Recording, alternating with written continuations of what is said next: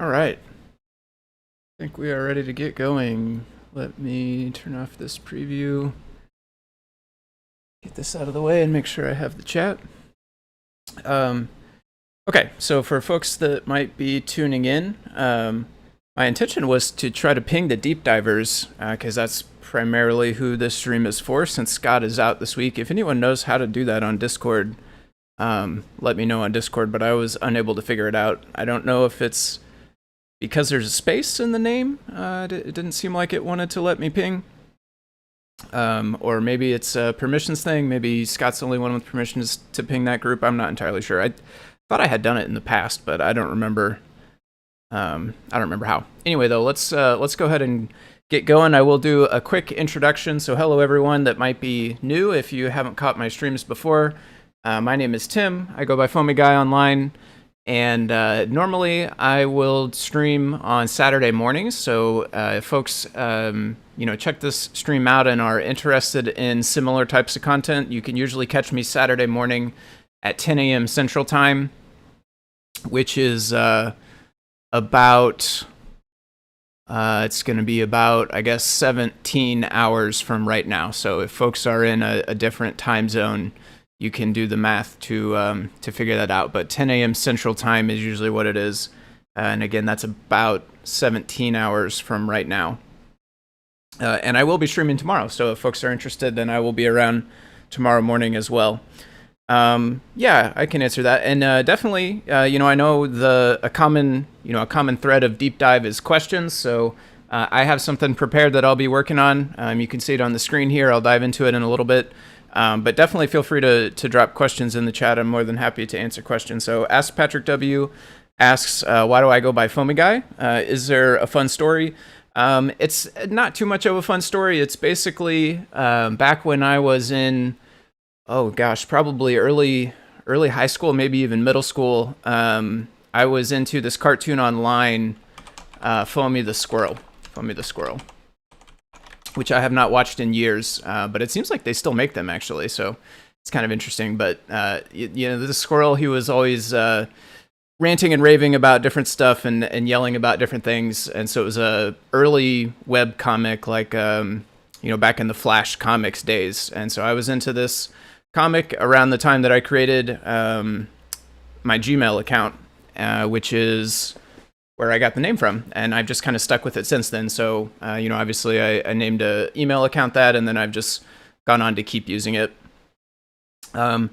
If folks are curious, I did drop the links above for Twitch and YouTube, but you may notice the Twitch name is a little bit different. It's Foamy Guy Twitch. I think you can see this on the screen still. Foamy Guy Twitch, because somebody else actually had the name on Twitch before. I didn't get into the Twitch game until relatively recently, in fact, actually, and somebody else has it on there, so I tacked on Twitch.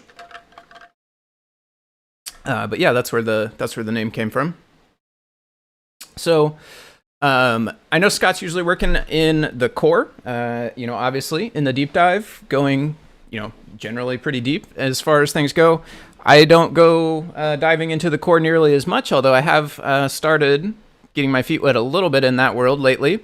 But that's not what I will be working on today. What I have set up to work on is this right here, which is on the camera, which I think we should be able to see.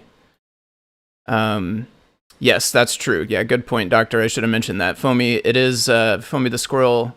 If folks look into it, it is not necessarily a children's program. While it is a cartoon, there is swearing and adult themes and things like that. So keep that in mind if you do look into that. Let me check on something. Yeah, okay. You can still see the chat here in the camera. So what I have set out to work on for a little bit here this evening is setting up one of these 8x8 RGB matrices. So I've never actually done the wiring straight to the chip on one of these. I have a Featherwing. Maybe I can pull up the product page for that one.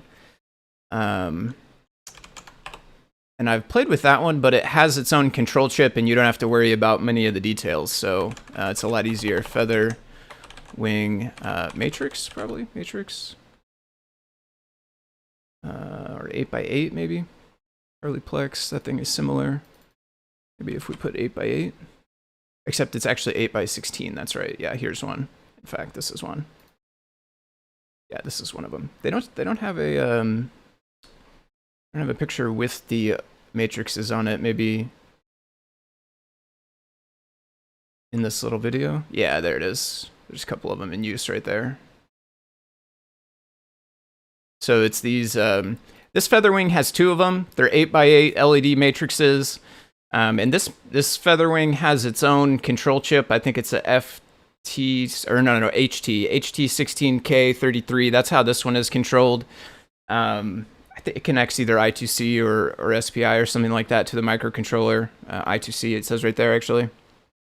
And then you can tell it what pattern to put on the matrix. And what I am working on today is trying to hook up a different control chip. I don't know. I probably will not be able to focus the chip on this camera, I'm guessing. Not very well. Maybe if we try to hit the focus a little bit. Actually, that does come through. It's upside down, but it's a Max 7219 is the name of this chip, and it has C and G on the end there. I think that's just a variation of it or something like that. So Max 7219. And I'm going to be working on trying to set up the wiring for this, which is something that I have not done before. And the reason why I'm interested in doing this today is we have a PR open on the library for it, Max 7219. And this is the first one of the PRs for adding type information. So folks that are in the CircuitPython librarians role, or folks that follow the GitHub, the Adafruit repos on GitHub, will have seen a ton of issues go out last week, or this week? Maybe it was this week. Yeah, this week on Monday. I made a ton of issues. Is that this week or last week? 4 days. Yeah, this week. So I made a ton of these issues, essentially one for every library almost. There were a small handful of libraries that didn't need it for various reasons, but almost every library got one of these issues on Monday. They're all marked good first issue, and they will all also get the Hacktoberfest tag at some point, probably, I'm guessing next week. I'm not actually sure how that tag gets added. But we wanted to create all these issues in time for Hacktoberfest because they are relatively easy for folks who might be new to contributing to open source software. And so what this is all about is adding type annotations into the libraries. That way the IDEs, like PyCharm, which I have opened up here, will know what types everything is supposed to be, so it can be better about suggesting suggesting variables for you, and also it can tell you if you try to put the wrong type of something in as a particular variable. How's it going, Dexter? Yeah, I've never done one manually. You've done them before, Doctor, so that maybe we can ask you for help if we run into trouble. Doing 8x2 neo trellises, nice. But anyway, this person, let me give props to Flantastic Dan. Flantastic Dan has created the PR for this library, and this was the first one of these that got done in this latest wave of issues that I put out this week. And so what I want to do is wire it up and just make sure that the branch of code that has all the type annotations in it works properly on the microcontroller, right? So we don't think there should be any issue with it. Ordinarily, and especially in CircuitPython, the type annotations should just get ignored by the chip. They shouldn't really lead to it behaving any differently. Shouldn't really do anything on the chip.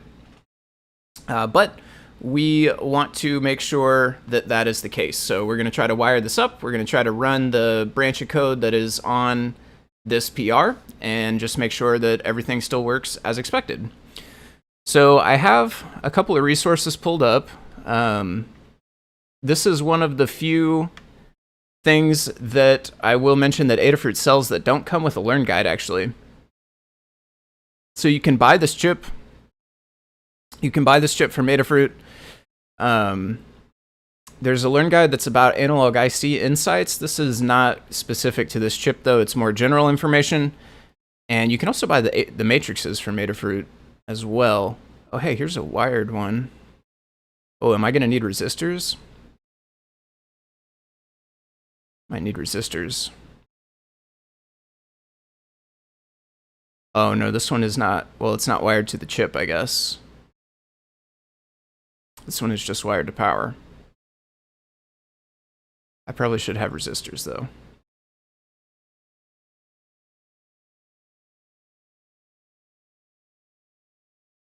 So let's see. Since the display is in a grid, you need a 1x8 multiplex. Suggest one of these. Control 8 anodes using the TPIC, or just a single max 7219, which is what we have. But one of the things there is not is a learn guide for this yet. So what they do link to is Arduino Playground. Has a nice set of tutorials, including how to use the 8x8s, which is what we're trying to do. So the first thing I'm going to try to find is wiring. We're driving, let's see here. Let me try to keep up with the chat as well. Controller chip might have built-in resistors. If your driving chip, it has a constant current driver built in, so you don't need them. Oh, nice. Thank you. I appreciate the heads up. That's nice too, because I won't have to go dig out a bunch of them. Let me see here.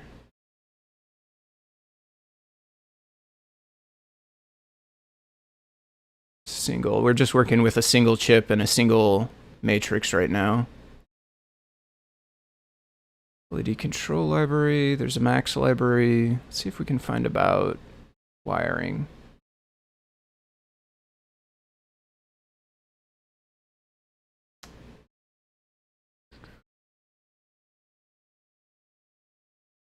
This is this is general stuff though. Okay. So there's some information in the Arduino forums here, or Arduino Playground they call it, which is one of the things they link to. What is this one? This says using a high-powered 8x8 with NetDuino.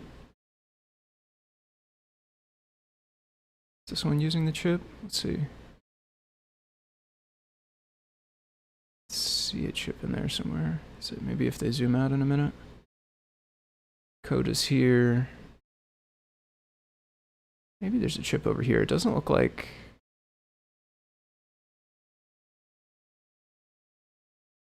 Some of these are jumping straight from the Arduino. These are jumping over to there, so that does look like there's some kind of driver chips over there, but I don't know if it's the same one. If we search Max, yeah, it does not show up in this article. It's linked in related stuff down below, but not actually this chip. So that's one thing, but I don't think helps us with the wiring here. Data sheet, yep, that is one of the other things I was going to pull up as well, the data sheet, and I did find another pretty good resource, I think, as well. Okay, so this is going to be the data sheet for the LEDs, which is not, well, maybe we could use that as well, but that's not what we want. We want the chip first. There's a product page and a data sheet. Okay. So we have pin 1 is to the left from the cutout. Let's just check. Our cutout is towards the feather. So our pin 1 would be up here, the same one with the little dot on it, which I think is what that indicates. But honestly, I don't work with bare ICs a whole lot. But let's see here. Serially interfaced. Here we go. Oh no, this is a graph. There's a list of pins, function diagrams.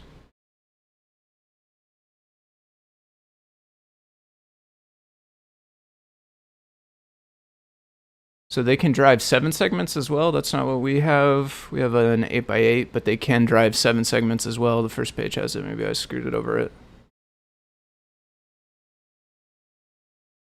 In configuration. Typical application.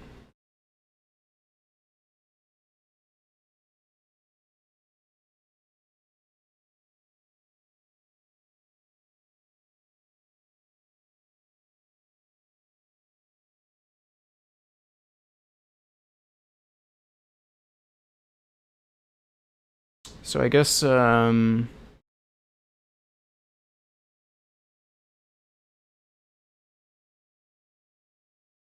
these listing out how it's supposed to connect?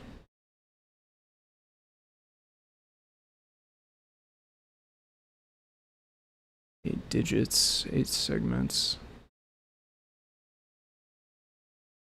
I don't know exactly how. Well, this one does mention 22, 221 only, I wonder.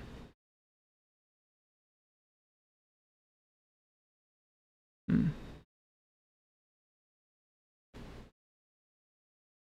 the same. I don't know exactly how this relates back to the matrix. So I have 8 pins on each side. 2, 3, 4, 5, 6, 7, 8. Don't really show. They show 8 pins coming off of it here, but then 8 segments. Maybe this is supposed to indicate there's 8 wires there? I'm not sure. Matrix has a crazy pinout. It's all mixed up. It could connect segment pits to cathodes, pits to anodes of the matrix. So one thing we should do maybe is try going straight to power. Make sure the matrix is good. So I'll be honest, I don't really understand exactly how the wiring works based on this. I think let's take a peek at some of the other stuff we have here. Column 1, row 1. Okay. I see. The slash one, the one that has the slash in it, is actually 8 wires. Digits 0 through 7. 8 digits. And then segments A through G is actually 8 segments, and that's actually 8 wires. I'm not entirely sure how to wire it up based on that, truthfully. So let's look at another one of these that I pulled up, which is this one? No. So this looks convenient. I wish I had one of these. This one is like a breakout with the matrix wired up to the chip already, and then broken out just the pins that you need to go to the microcontroller, which would make this a lot easier for sure, but I do not have one of those. This one of these I pulled up has, yeah, this kind of diagram, which is going to be probably easier for me to understand. I understand this is telling me the same information, but I don't understand how to read this. I don't spend a whole lot of time in data sheets, honestly. This is more my speed, kind of. So one thing I will need to figure out is, okay, so these are labeled numbers, and I think these are not, they have swapped the orders around in order to make the diagram prettier, if I understand correctly here. But the numbers actually match up with the order they are on the device, I think. So pin 1, which is depicted in the middle, is not actually in the middle. I suspect it's either the far left on this side, or I guess possibly what would be the far left on this side as well.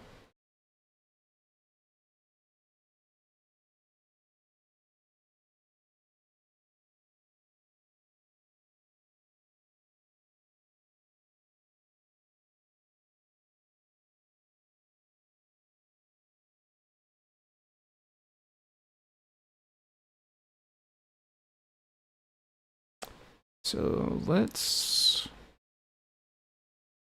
I think, start wiring it up based on this.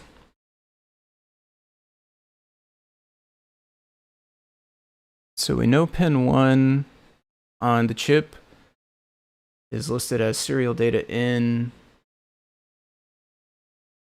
and 2 goes to 13. So I guess we need to figure out which one is pin 1 on the matrix.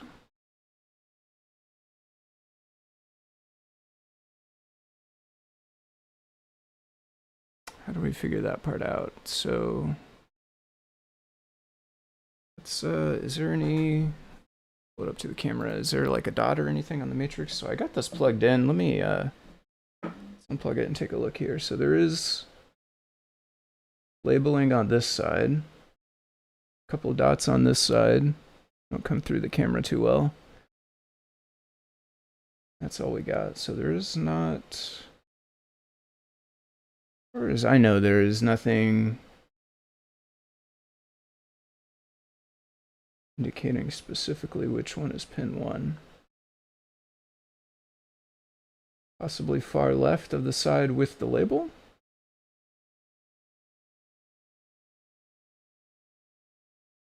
My soldering iron looks like that. Matrix has text on one side. Okay, yeah, the text is... text side is the side where pin 1. So I would assume pin 1 is probably the far left here then. And we would count up to 7 or 8, I guess, 1 through 8 on this side. And then 9 through 16 would be on the other side. Do you know if it counts in the same direction as the side with pin 1, or does it wrap around? So like pin 9 would be in this corner and it would count backwards, or would pin 9 be in the left corner and it would count upwards the same way? I should say right instead of upwards or downwards, but...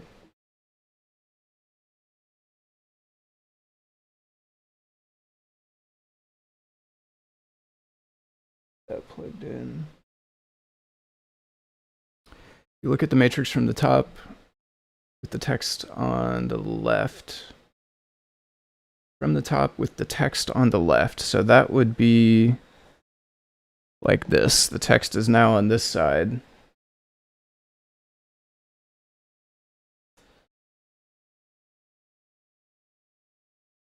And 1 is bottom right.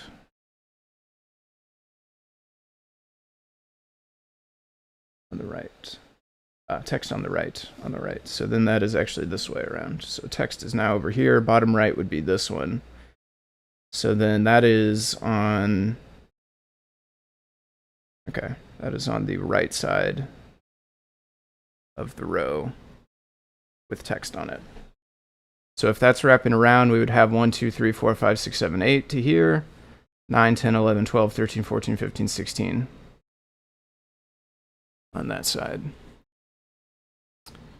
So I am going to see if anyone has a straight up like fritzing style breadboard image wiring sample. I'm going to see if anyone has a like super duper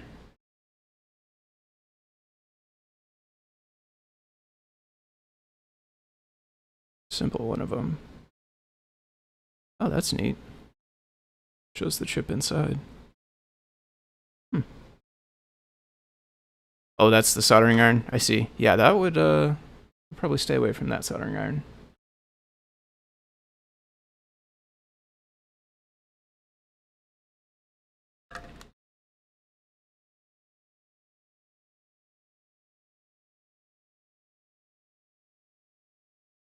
So this one has a bunch chained. And it looks like it probably has the control chip on it. This looks promising. This is what we had already, I think. Here we go. Yeah.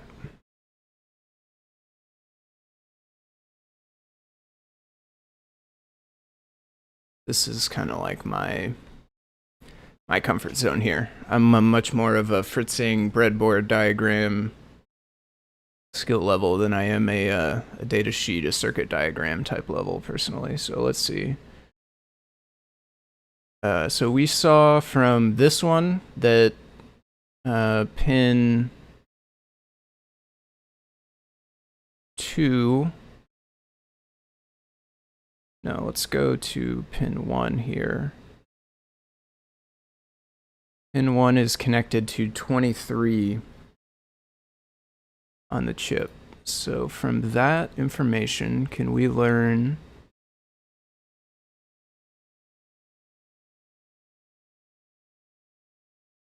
which one is pin 1 in this diagram?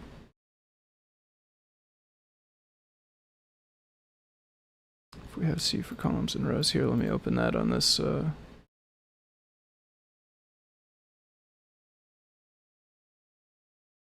okay.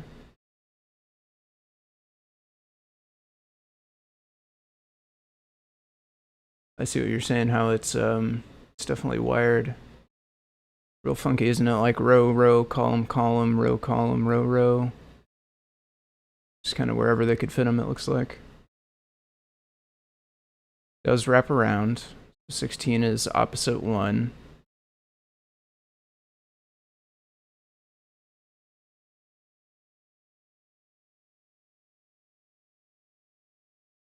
So then on this diagram is 1 right here.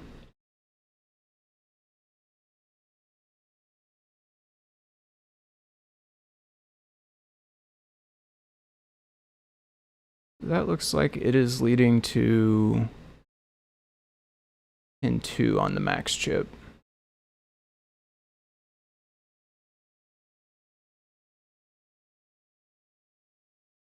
Text label is on the bottom side with this diagram. The text label would be down here.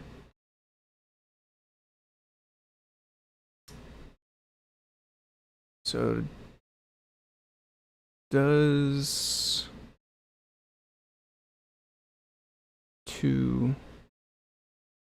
This one says 2 connects to 13, but 13 would not be there. This doesn't seem to be... Yeah, see you, doctor. Thanks for tuning in for a bit. Let's see here.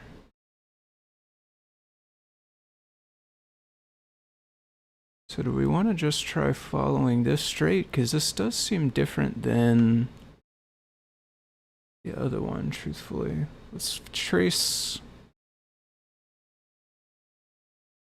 So we traced this one and it went back to pin 2 on the chip. Let's trace this one.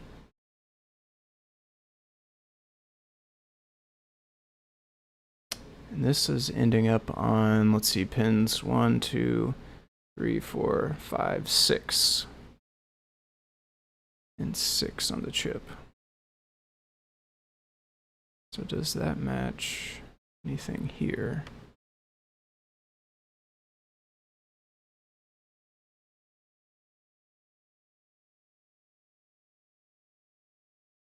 I have this mapped to 4. So these seem different, actually. Because neither...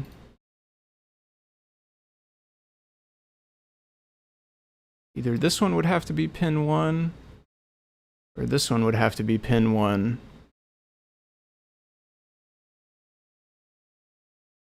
And neither of them go to 23 on the chip.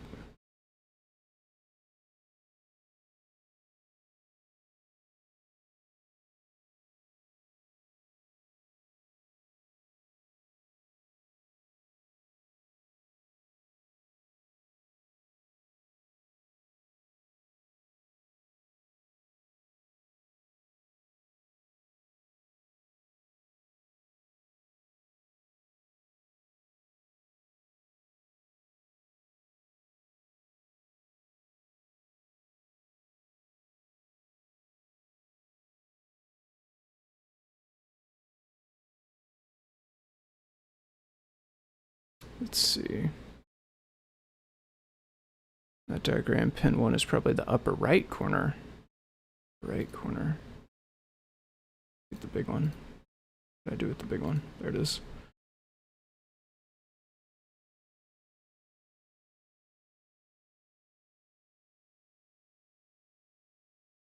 Go a little bit smaller. right corner.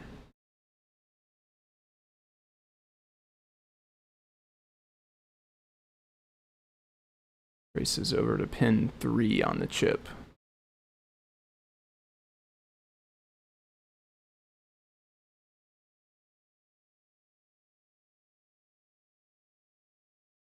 Can it be wired differently? How could it end up in the right corner?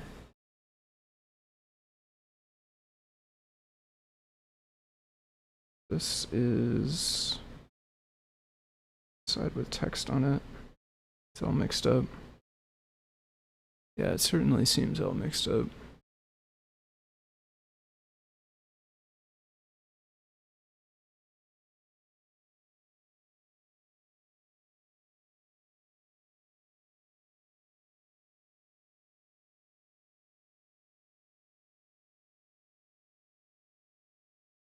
One of the morals of this story is I should buy one of these where it is wired through the PCB. And then it would not take nearly as much wiring. I'm just going to take a peek and see if there's any other super insanely simple ones. Well, as simple as it gets for an 8x8 wired to a chip with 24 pins.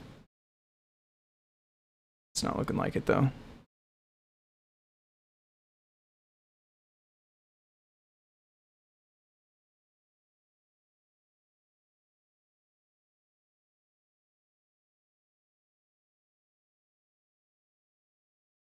I don't know why they changed this on Google.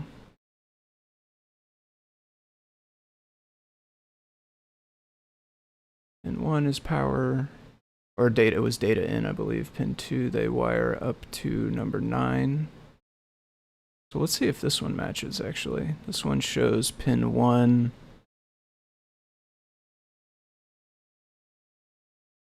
into number 3, which that is one of the ones we saw over here, was it? I think so. If we said pin 1, maybe it was top right. Yeah, that is mapped to pin 3 on the chip. Okay, so let's check one more of these. If this is pin 1, then that would make the one next to it pin 2.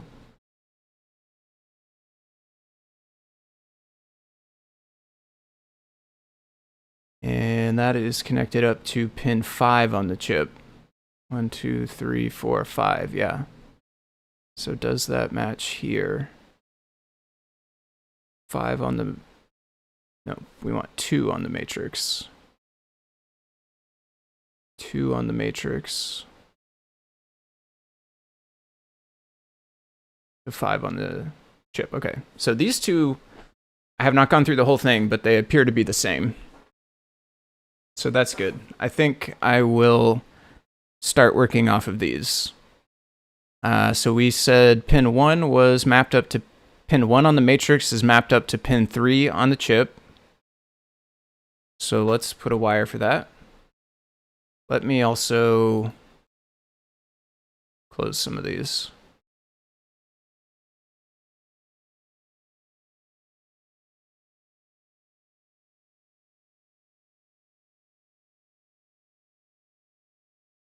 Three, 6. Yeah, this one's totally different. I'll keep it open, but it's totally different than the others. So I won't reference it. I'll start with the other two since they agree with each other. That looks like it could be useful later. Just gonna clean up a few more tabs. Data sheet of the chip, we'll keep that. Okay. So let's get this in the camera and let's start wiring up. So for one thing, I don't think we want 5 volts of USB power. We could go ahead and connect ground. I don't think we'll connect data pins yet. So I have a huge mess of wires right here that I'll just take some from, and unfortunately there is not going to be any nice color coding or anything. I don't think I have enough of the right colors to actually map it all out and be color coded, but so we are going to end up with a huge spaghetti kind of rat's nest of wires. Let me catch up on the chat real quick here. It's tuned in. Schematic doesn't show you where the matrix. Schematic doesn't show you the matrix pins in the order which they are broken out. I'm not sure if it was this drawing that I was on when you said that. But that is true. They are all mixed up in different orders, but they do have little labels. I don't know if it comes through too well though. But they have little numbers, although I'm not sure what that one is. That's a 13? No, 13 is here.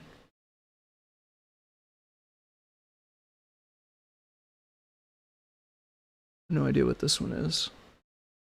Let's see if we can find them all. 1, 2, 3, 4, 5, 6, 7, 8, 9, 10, 11,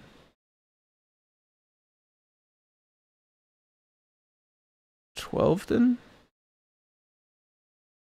11. I don't see a 12, so either that one's got to be 12 or this one's got to be 12. Here's 13. And I don't see a 14, so whichever one is not 12 must be 14, and then there's 15 and 16.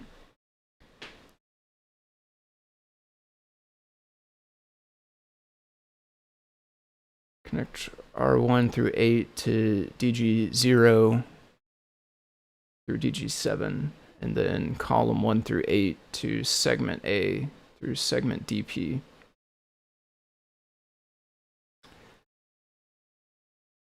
Dexter says 7219 is 0 based, digit 0 through 7. The matrix is 1 based, R 1 through 8. Okay. So I'm not sure which one of these is 12 and which one is 14, but what we'll do is we will bounce back and forth between these two, and that should tell us once it comes time. But I'm going to do pin 1 first, which was to pin 3 on the matrix. On the pin 1 on the matrix goes to pin 3 on the max chip. And so we said that when the writing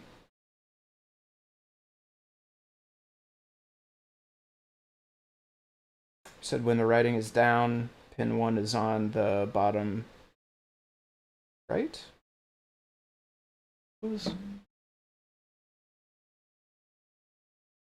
Scroll up a little bit.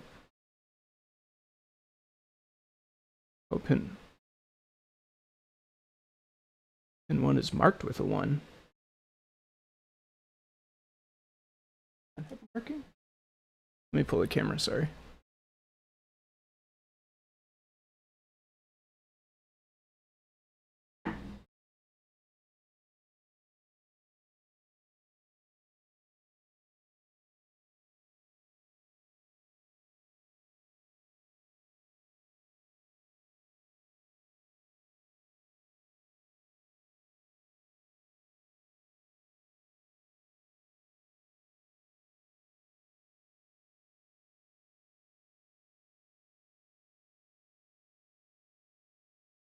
What's tough is that the edge of the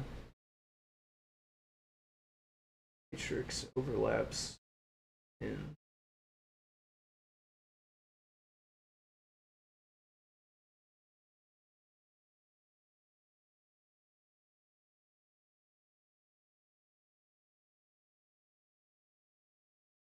here.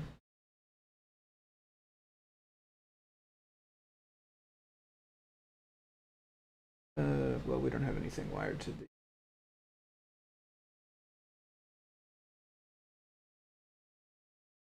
Okay.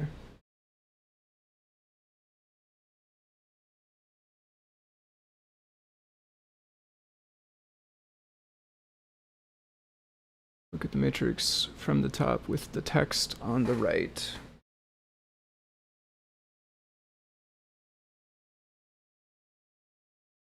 Pin 1 is the bottom right. Okay, so I do actually have this back.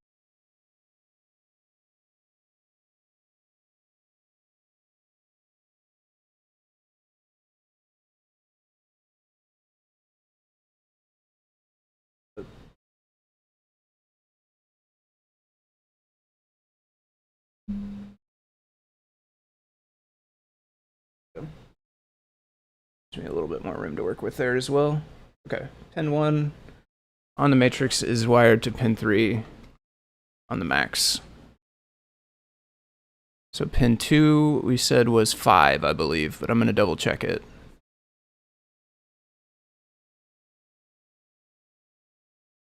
Yep. Pin 2 would be the next one.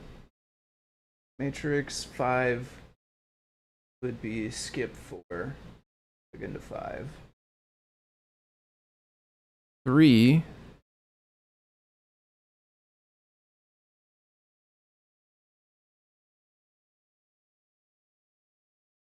did I jump? I think I jumped.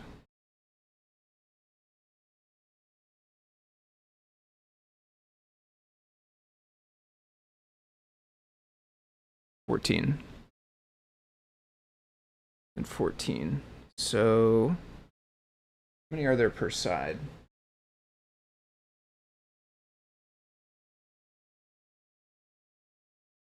12 per side for 24 total. That makes sense. So 12, 13 would be the first one. 13 would be the first one up here. 14 would be the second one. Pin 3 on the matrix over to 14 on the max.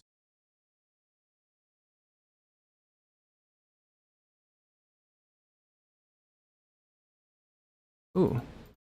Hey, thank you for making that. Shipu, I appreciate that.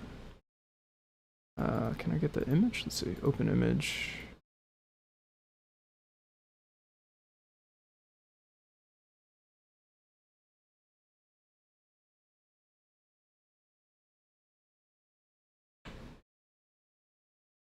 Okay, so we have 1 and 2 done. Do some of these. 1, 2, 3. Oh, this is one side. Or this is only rows. This is only rows, right. Okay. So far we match. 1 to 3, 2 to 5. And so then pins 3 and 4 are column pins. Pin 5 is going over to pin 8 on the max chip. So I'll do the rows first. Especially since you have so graciously made me a new diagram here. Yeah, it's definitely gonna look even cleaner than the real wiring will, honestly. Oh, nice. Yeah, we do need a breadboard emoji. That would be sweet. Okay, so 3, 4 are columns. 5 is going to pin 8 on the chip. So 1, 2. Okay, so I've already done 3 actually. So 4 then we'll leave blank for now. 5. Let me maybe I can. Whoops. Should not have done that. Guessing I probably just made the chat all funky. Maybe not as bad as I thought. I'm gonna go to Infinity Land for a second. Okay.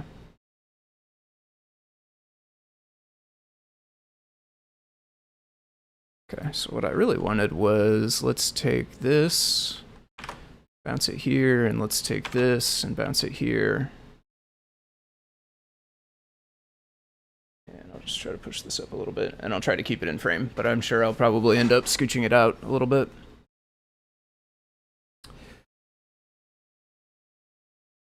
Okay, so 3 I hooked up, 4 we skipped, 5 we're going to pin 8. 5, we're going to pin 8.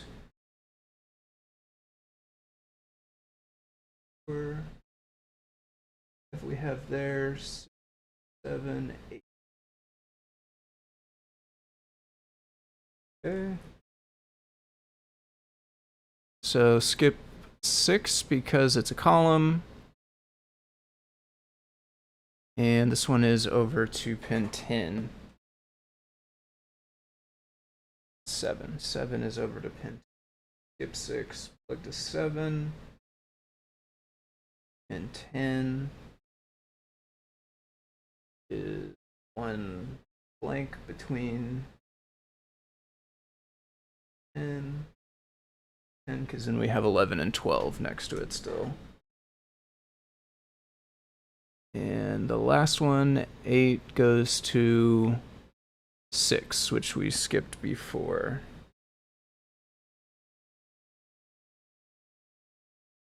Three, 4, 5, or 6.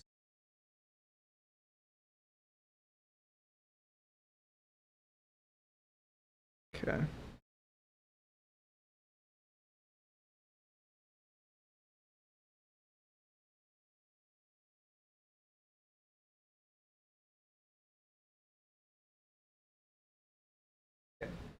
Right. Okay. So I'll do the same thing on this side. I'll skip columns for now. So that is, well, we'll start on pin 9. That wraps around. So pin 9 is over to pin 2 on the chip. Actually, I'll need to figure out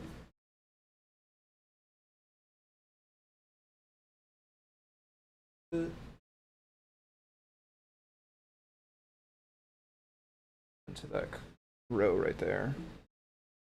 So that is 9, and it's going back over to 2 on the chip. Okay.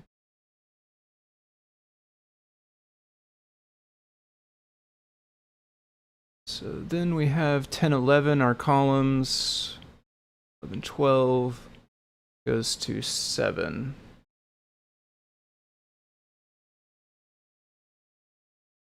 11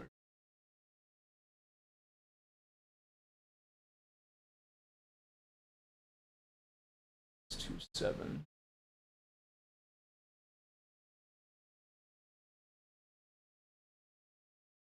6.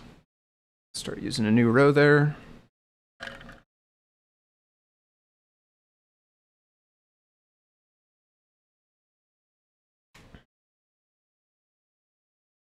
Some more sacrifices to the wire gods here. Okay.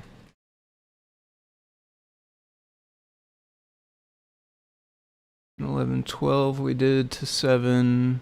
12, 13 is a column. 14 to 11.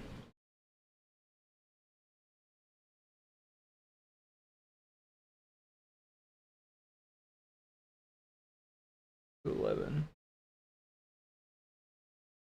Yeah.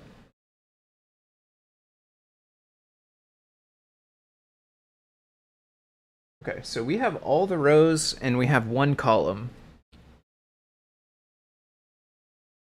So we could wire this up to the feather and we should be able to light something, right? A single pixel or something? Let's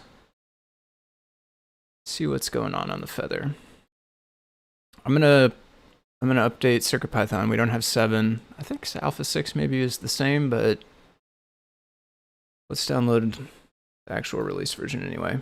Or Smoke, that's true. That's the other option. Hopefully not Smoke. Smoke would be bad. Although if it is Smoke, I guess I will say hopefully it's on the matrix side and not the chip side, because I only have one chip, but I have more matrices. This looks a little messed up when the thing is half size there, doesn't it? I think this is an RP2040 feather, is that right? Yeah.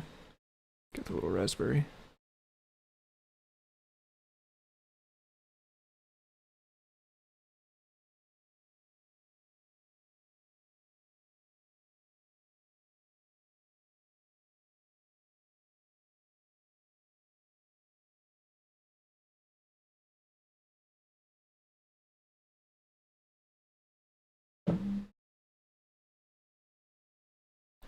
camera back.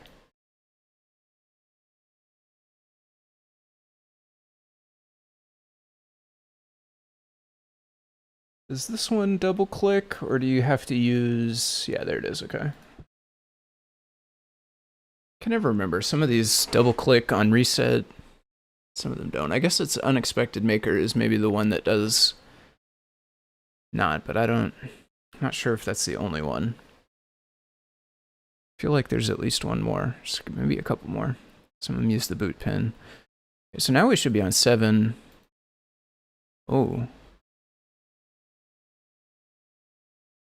What is this? Why do I even have this?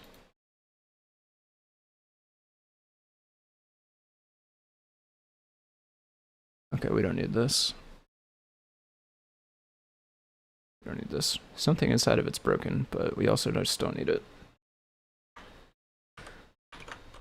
iPad, that's what this is for. So will this get redone if I just reset one more?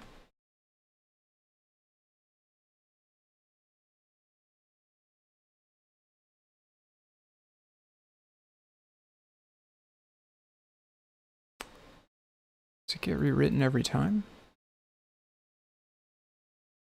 If I delete it. I know this probably should not affect what we're doing, but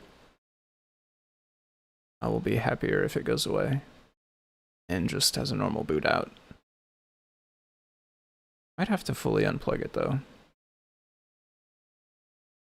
Doesn't seem like it generated one this time. Or my PyCharm is not keeping up.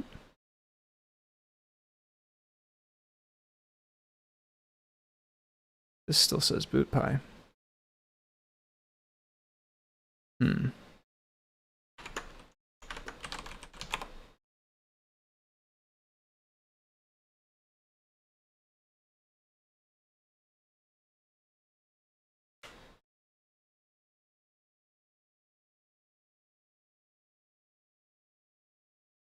Bootpy only runs on a cold start, okay. Why is this rename not working? Maybe we'll use a different feather.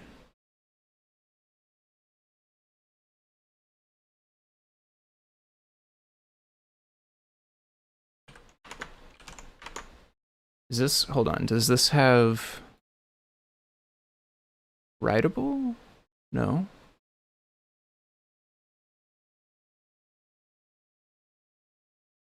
That is weird. Should be gamepad, save. Okay.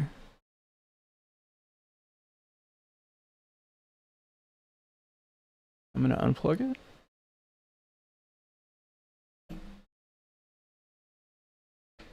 Replug it, and we're gonna see if we get no bootpy now. Still have bootpy. Well, I don't like that. Again, I don't think that would affect what we're trying to do. I mean, maybe if bootpy is crashing, does that stop CodePy from running? But I also definitely want to use a microcontroller that is not doing anything weird.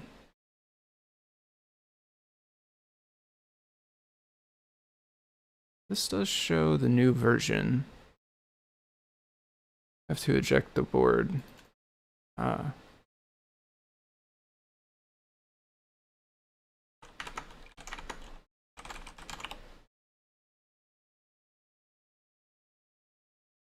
This can be removed.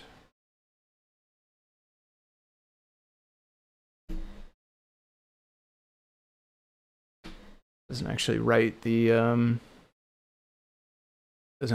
rename until it gets ejected, maybe. Yep. Thank you. Appreciate that, Deshipu. Okay. That's renamed. We have a normal boot out. We have nothing crashing. Okay. Ooh, okay. So now what's in CodePy? This is different LED driver. Don't need it though, it's simple test. Okay, empty. We're gonna do this also so that we have it later. We're gonna make sure this is working, right? Should be. Yes, okay. So we will get the simple test for Max.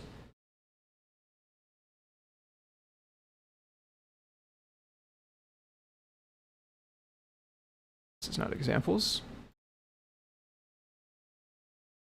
Hopefully the simple test is for a matrix and not a digit.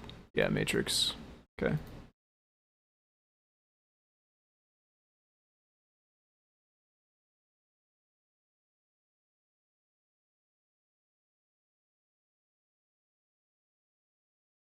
Why is database open? Oh, what have I done? Okay. Let's chat back. Okay. So we do need to still figure out the wiring to the microcontroller. It looks like TXRX A1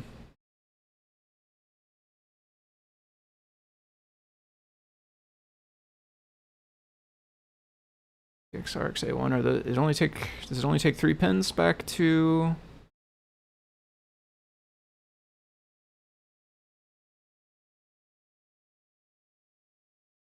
only take 3 pins back to the microcontroller, and then I guess we'll need power. We'll need power and ground, so maybe 5 pins total, I guess.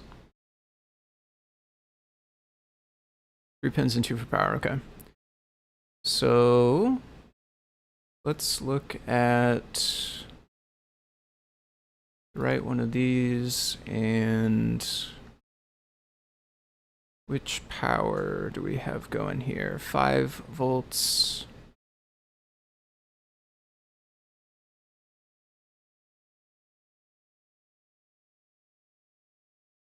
Where do we actually end up running? Okay. It's running 2? No. This one has a couple of resistors set up in here, actually. But this is power rail connected to 5 volts. Power rail connected to pin.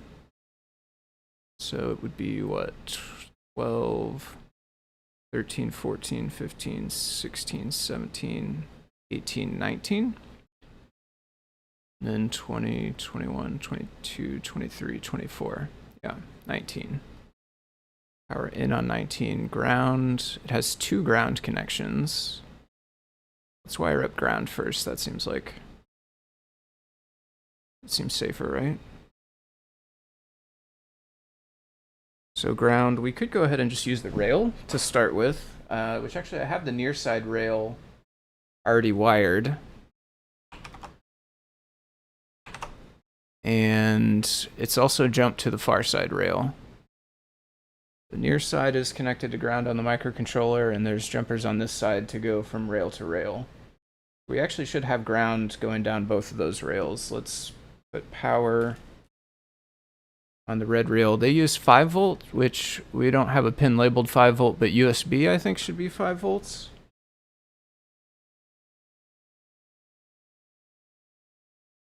And we don't currently have anything else connected to the rails, so connect this, but it's not actually chip yet.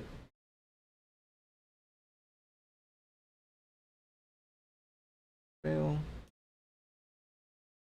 And that is also jumped over to the other side of the rails. TX to 1, RX to 13, A1 to 12, ground to 4, 3 volt to 19. Okay, 19 is what we saw before as well. So TX and RX, I don't actually, are they labeled on? They're not labeled. Oh, they are labeled on this feather. Okay, they're labeled. Let's connect ground first, though. I have another black wire. Maybe I'll try to keep ground on black if I can. Suppose you can use 5 volts. There's no signal going from the chip to the MCU.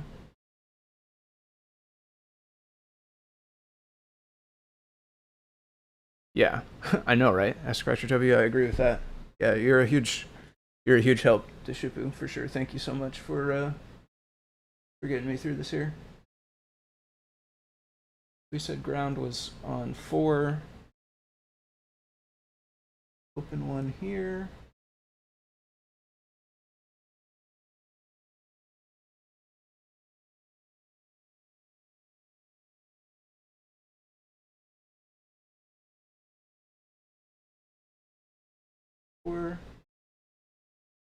Ground.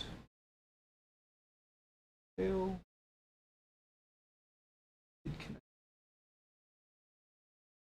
I didn't accidentally go the wrong one or anything. It is in. Make power red, but we have some other red wires in the mix anyway, but many beeps. Okay, so then power we said was on 19. A little tougher to count. I'm gonna turn it over to count, I think.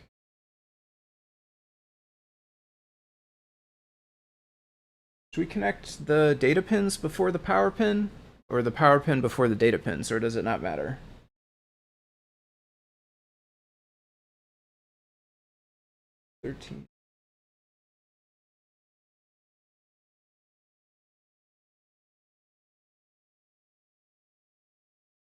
Right, we have a wire in 19. I moved it out of the frame a little bit while I was counting, but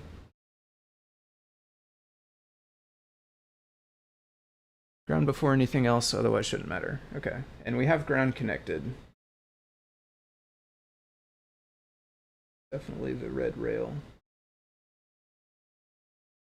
Black rail. Blue in this case. Huge, I think. Let's see if we've got more wires here that are not quite as big. Black. I have a new pack if I absolutely have to bust into it, I could, but a bunch of loose ones in here as well. Thing is, I just have 2 different sizes of breadboard jumper wires. This little box here that I'm pulling from. Trying to keep the keep it to the ones that are a little shorter so that we don't have quite as much spaghetti. Data pins are high Z before you write code. You mean like if I have not run the CodePy, which I don't think I have yet, right? I pasted this in, but oh, maybe we are running. I guess we are running. It does show saved. Does it show any kind of like couldn't connect or something? Oh yeah, that's one thing we'll have to do, huh? Let's install with CircuitPython first. We'll get the stock version of the library, and then once that is working, we will switch over to the one from the PR.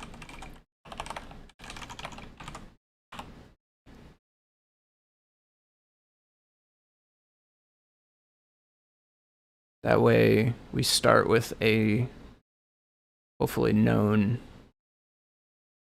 quantity. Invalid pins. Okay, so that could be that those pins are not eligible to work on this device for a SPI bus, or that could be that it knows it's not connected. I think one of those 2 things. So we'd have to connect a few more before we would be able to tell between those 2. One thing I need to know is A1 labeled on this feather? It is.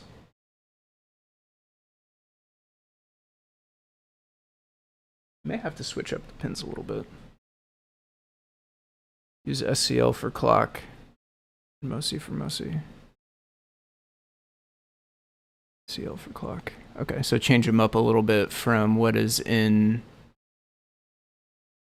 here. Kind of just like this. It should be like this, right?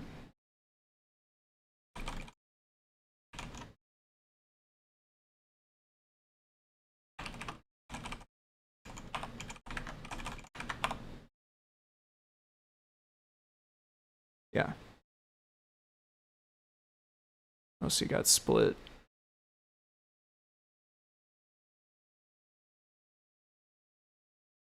Okay. Let's see if we get the same error. A1 is not defined.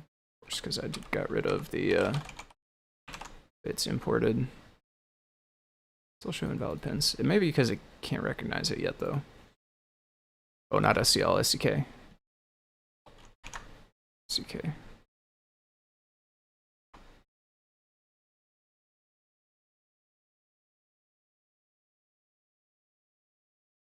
Run.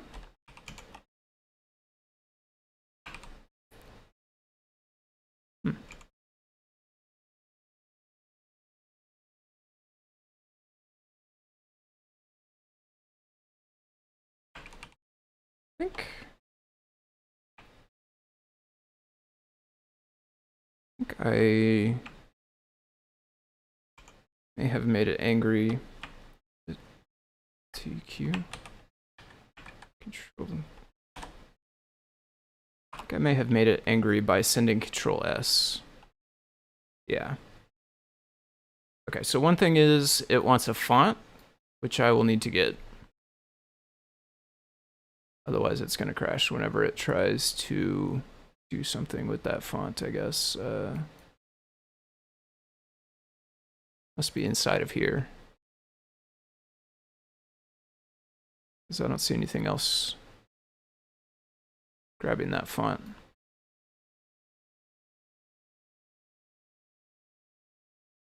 Yeah. Although are we using text? Text? Oh, we are using text, okay. Okay, so we will need to get that.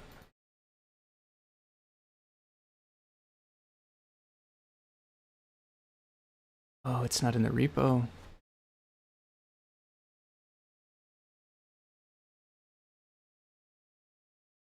Okay, we should make another PR and add font file to the repo. Where else have I seen that font? Oh, I know I have seen that font before.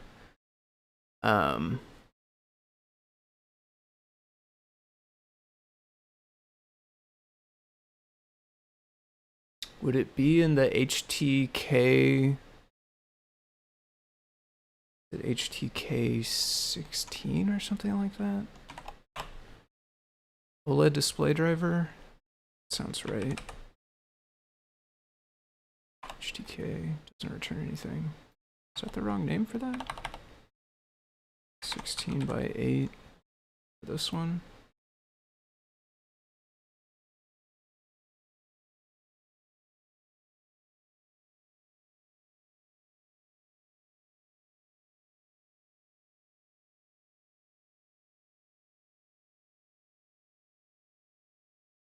HT16K.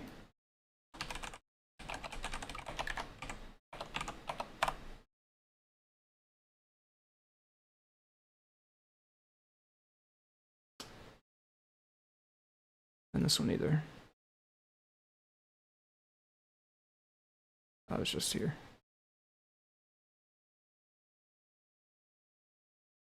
What's the name of one of the OLED displays? Actually, let me search the name of the font. I bet you if I just search this, it will come up, right?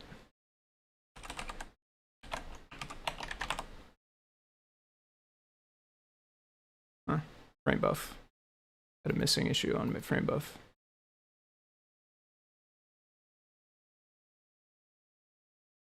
Here we go. Before I forget though, let's make an issue on this one.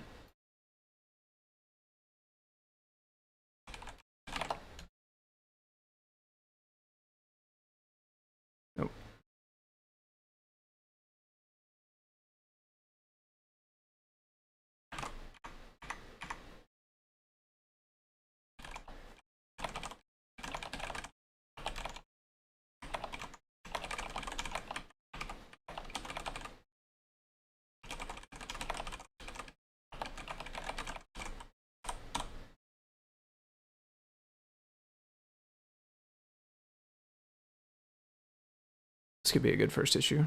And I'll put a Hacktoberfest since it's actually October 1.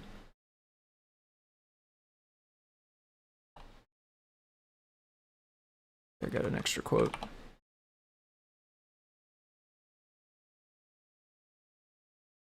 Okay. But I did get a copy of it from FrameBuff.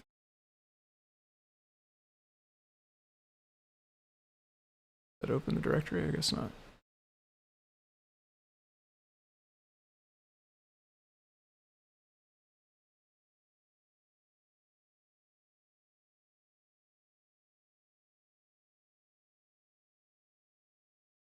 Okay. This is now running. Presumably it would be doing something on the display on at least one row or column, I guess, probably only if we actually had the rest of the stuff wired up. So we need now, let me pull the chat back into the front. FrameBuff, oh yeah, you linked me over to it. You probably linked me before I got there. Where would the font file? Where is it at in FrameBuff? I would say the same place. Oh, it's in this examples, yeah. I don't know, that is kind of weird though to have it in examples, right? Because library code uses it, not like directly just an example, but I also don't think, I don't know if non-Python files get distributed inside library code. Like, if it was inside the library, would PyPy still distribute it? And the bundle? I'm not sure. It's in the examples repo in FrameBuff, so I would lean towards putting it there in this repo as well, the Max one. But that is still a bit awkward, isn't it? Since it's not exactly an example that uses it, it's actually part of the library that it's used. So I'm not sure the best answer there. Let's see, what were the other pins though that we wanted? MOSI and SCK. And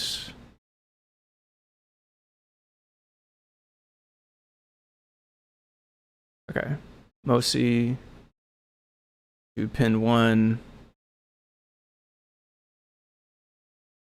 Let me put the camera. And the chat will be scrolled back for a minute here while I read the excellent instructions that were left for me up here. We will go MOSI. Yeah, we could use one for that.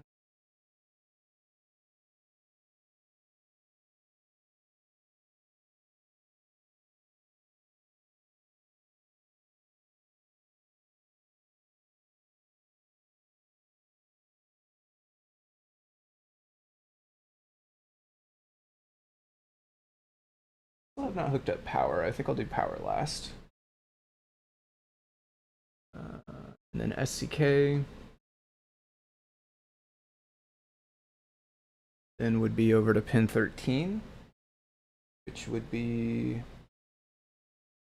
one opposite of 1, catty corner from 13.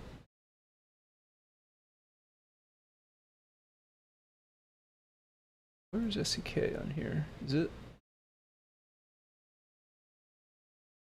SCK, okay, it's 1 over. That's right.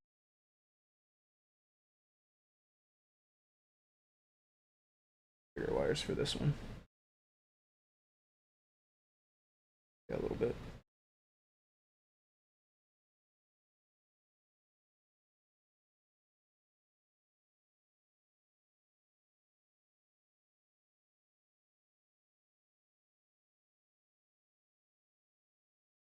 And A1 is being used as chip select in this case, which was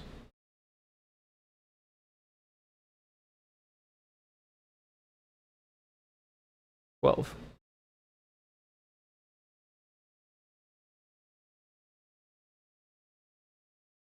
kind of far, I'll use one of the bigger wires.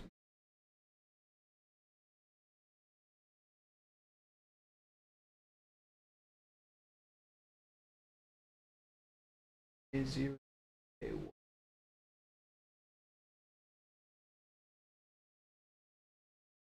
Would be the last pin on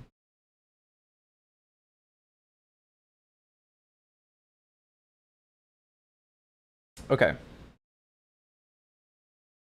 So MOSI, SCK, and A1 are all connected. Ground is connected to pin 4. The only thing not connected is power. We're going to connect power. And then this is probably still sitting crashed or in the REPL. No, this is actually running. Because it's running. But we do only have one column pin connected. It does have a fill. Why don't we turn some of this stuff off? Let's just do fill true for now. Let's go fill true, pass, comment all of this.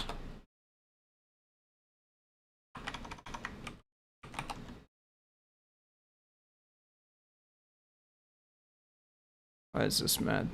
This enclosing triple quotes, but they're right there. Okay, well, let's do this then. Whoops.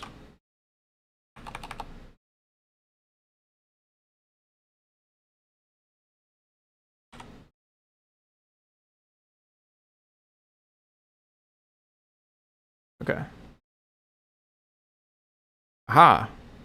So we do have lights on some. Maybe let me put the chat back.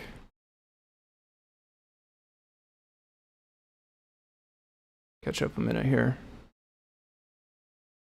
If it's in the package, it gets distributed with the package and it can be accessed from Python. What about, do you know about Circup, Neradoc? Would Circup still distribute it if it's not a Python file? Does your library need to be a package and then put it into the package folder? And the code needs to have a init, like the change we made to Circup recently. I think it should have Max. I think should have. It is Max is a package. Can we link to where it's referenced? We can try. It's in text, I think. Matrix. Actually, let's do this. Let's go. Oh, I don't have it open. I don't have it open. It was in here. Text.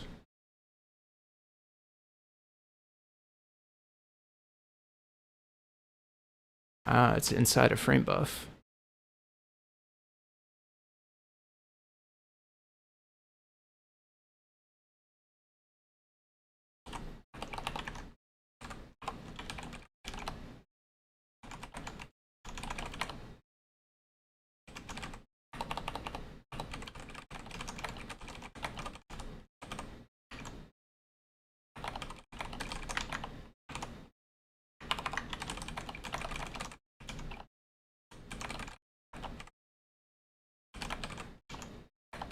Missing. We'll put the stack trace, which should have line numbers and everything, right?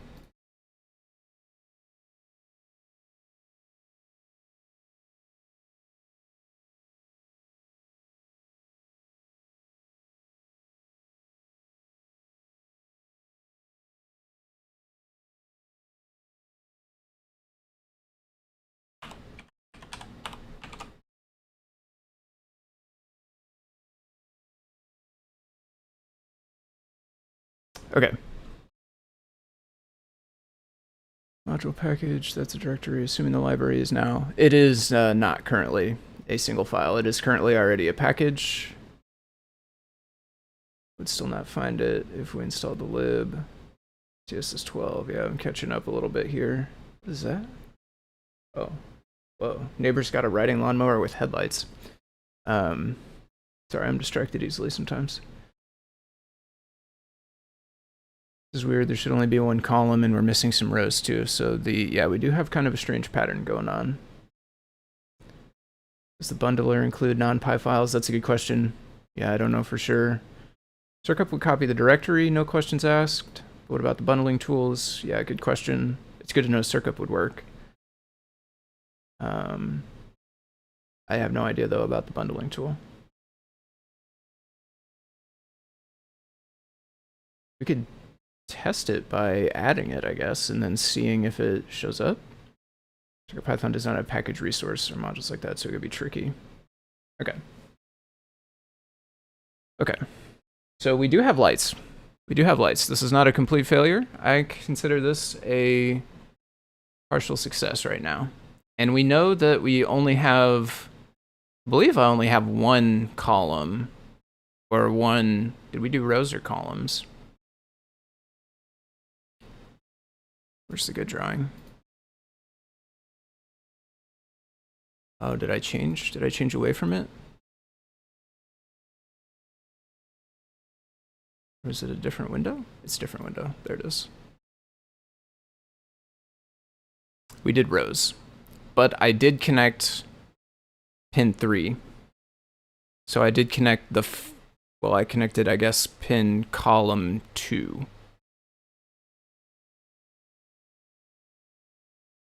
C2.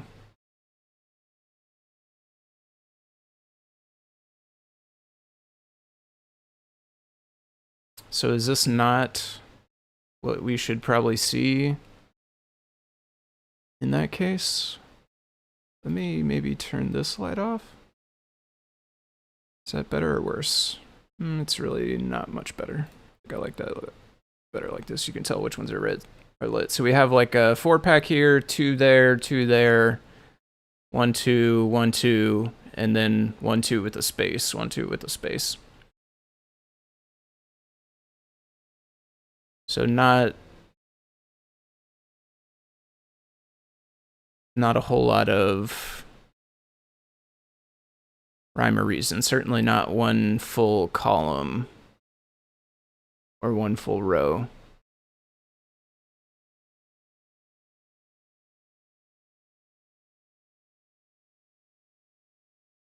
Let's start connecting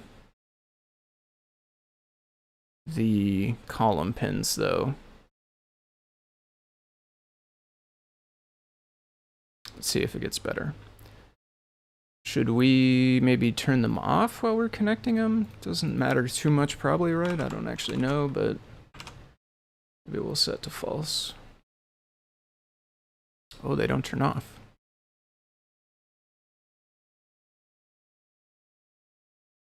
Still false. They don't turn off.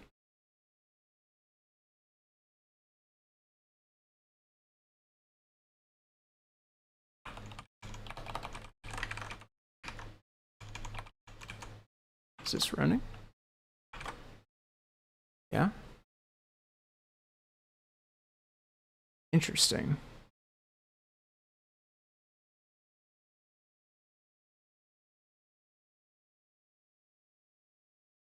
So we maybe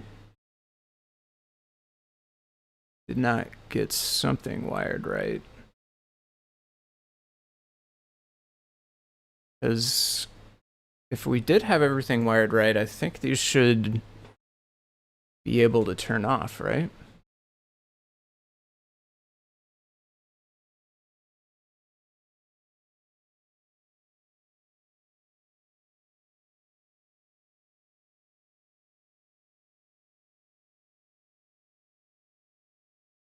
So let's double check the data pins.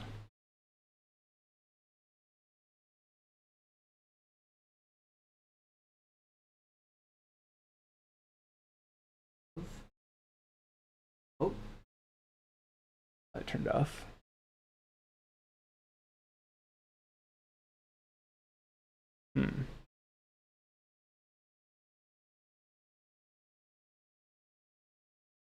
Okay, so one thing is this was not pressed all the way into the breadboard.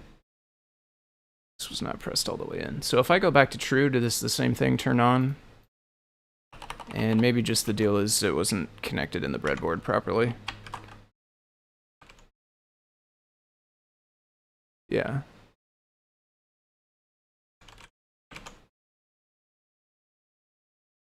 No.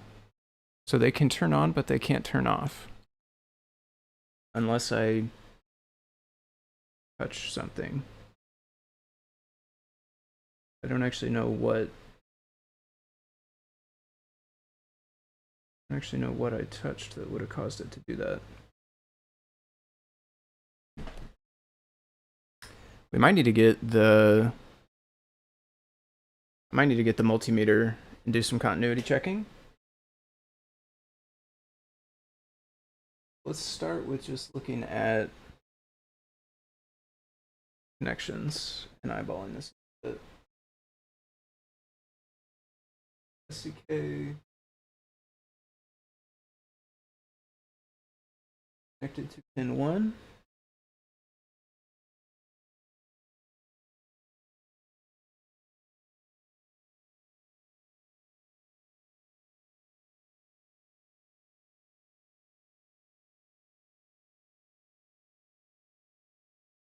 Okay.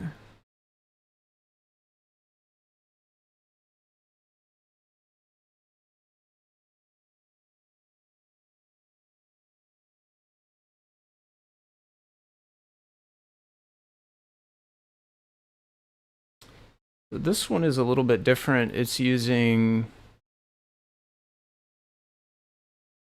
MISO instead of SCK. It does have MOSI connected to 13.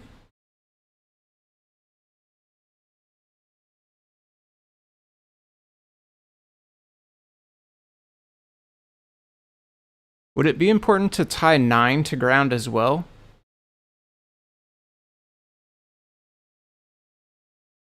Let's do that. That could be important. Another black wire.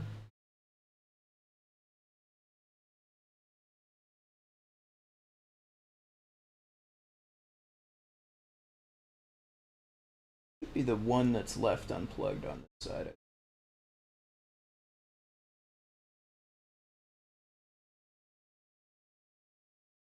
Yep, it sure is.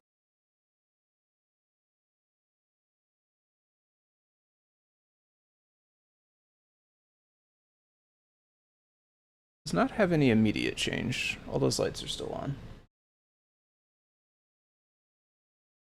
The SCK is connected to 13.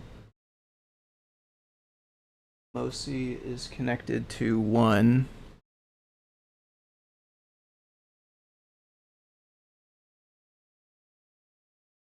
We want to pull pin 18 iSet pin up with the 10K resistor.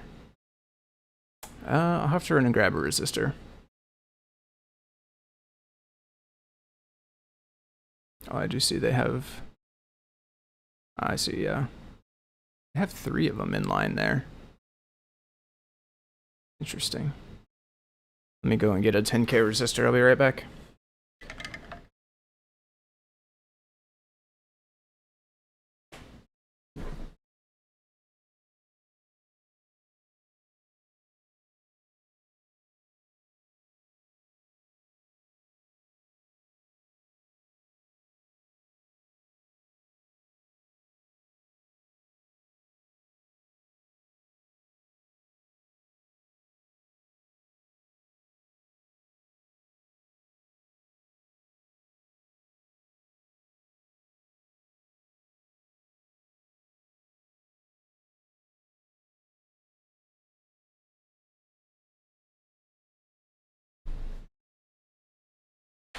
Anything from 10 to 100. Of the resistor book. I have all of my resistors in this. It'll be kind of small, I guess.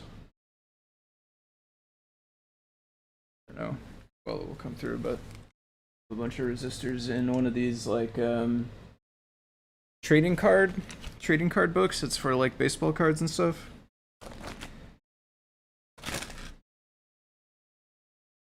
Okay.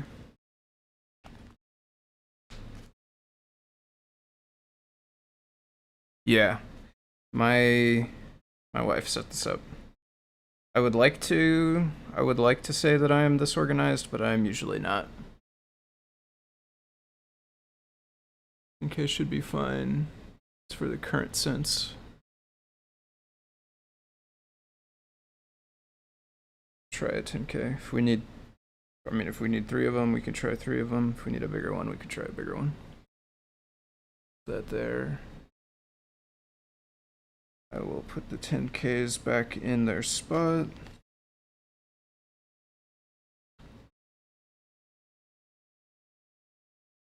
I will set the resistor book over here. Data sheet says 9.53K. Seems like a oddly specific number. And that was on pin 18, which would be 13, 14, let's see, 15, 16, 17, 18.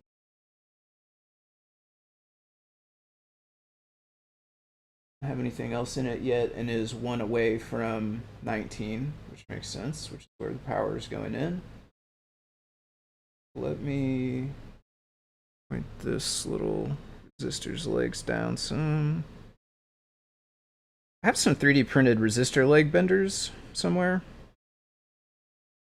but we're just gonna go with the a more organic technique with this one. Not quite nice straight bends, but close enough. And we're jumping this to high, right, with the resistor? To high? Yeah. CC.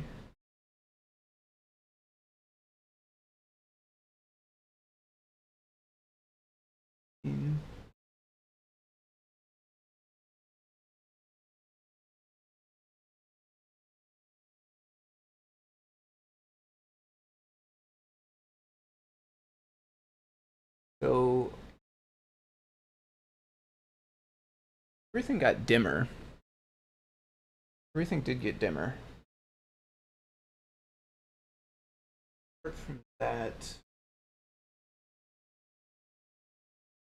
let's see any change, like which ones got lit up. Connections are good.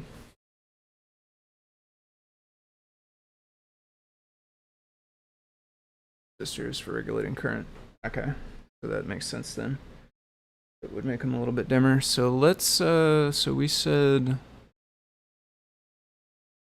let's double check a couple of these other connections.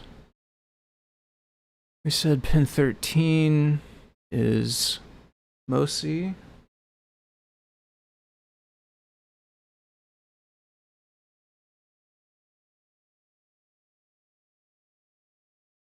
Oh. Is the matrix upside down? The matrix is... The words on the matrix are on this side right now. The printed words. So... Yeah, I don't know if that's right side down or up, or I don't know if that's upside down or right side up. That's good. Okay. Although this does say, so this one says, this one has miso too, which is interesting. It looks like they're using miso on pin 1, which we used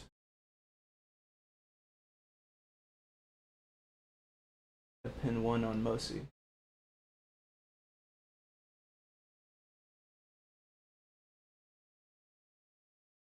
Don't want miso. Do we need MOSI on 13 though?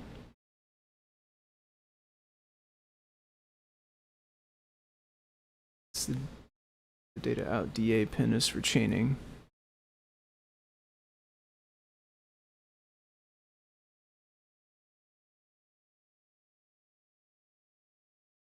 Then I'm guessing then they are using chip select on D10 in this case, which they have connected to 12.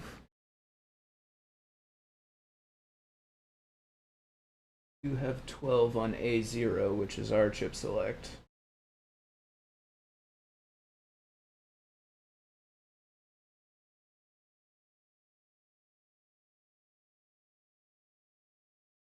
Matrix pin 1 is EN,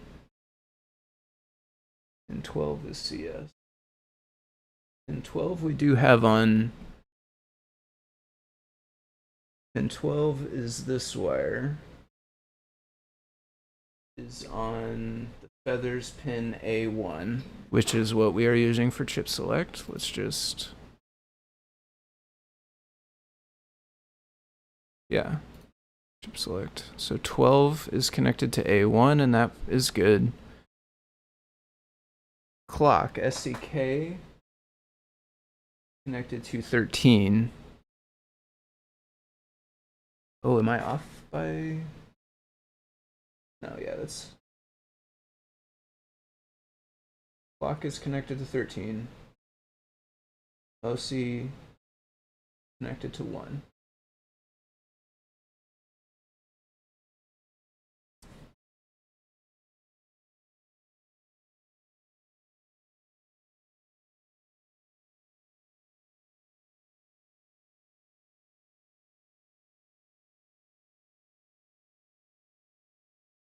$12 was chip select, so they're using D10 as chip select.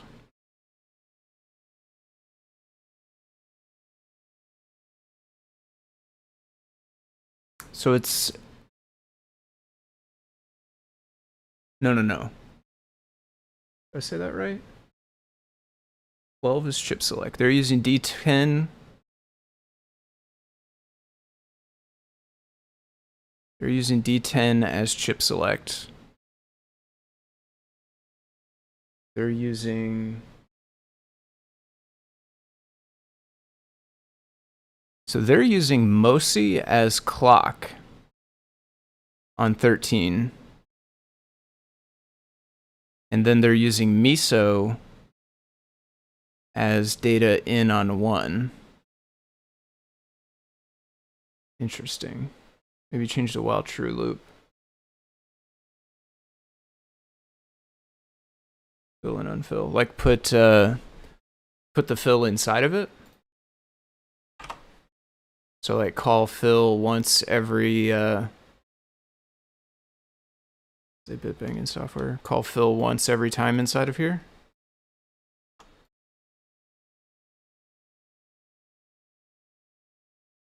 Or try on and off, I guess, maybe. False first. Yeah, okay. Fill. True.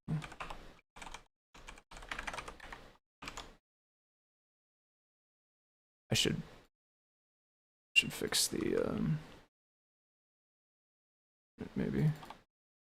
Doesn't matter too much, but see the rep will actually match. Does not seem like it's changing though.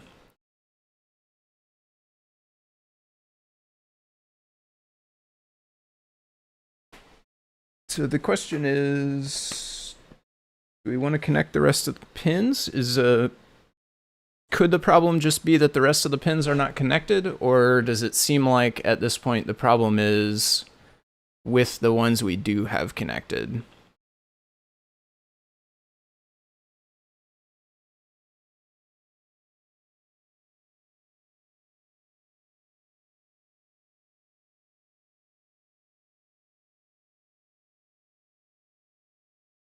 Seems like the problem can't be just that.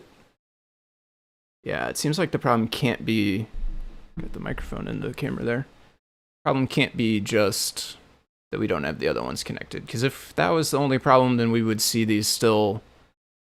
Oh, matrix show. Matrix show. Oh yeah, I guess I should look at the. I should have been looking at the sample code, huh? matrix.show camera back.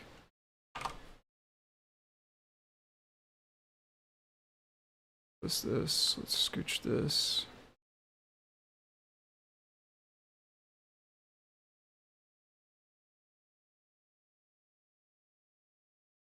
Okay. These four. There are 4 blinking now. And the other ones are always on.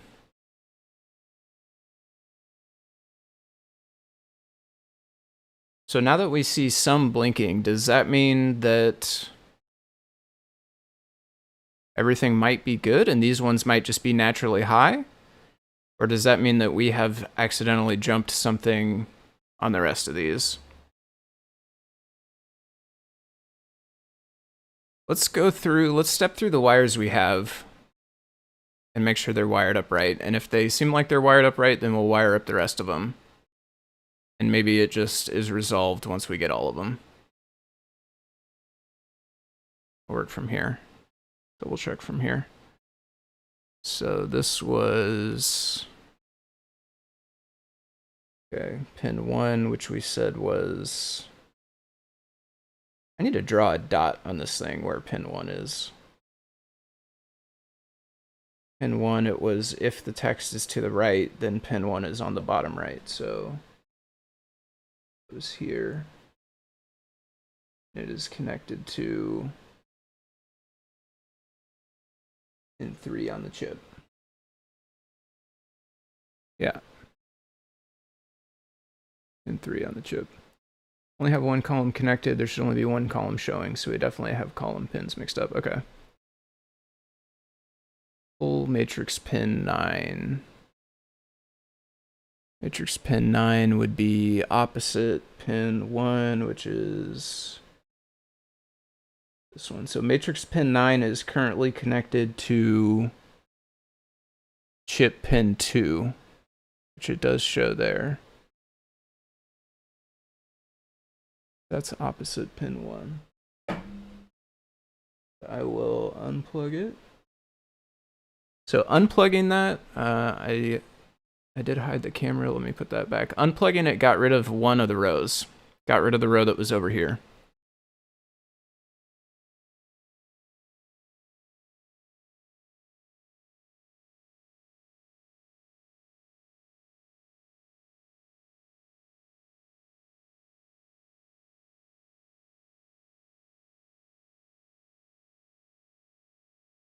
Let's reference, well, let's step through this one first.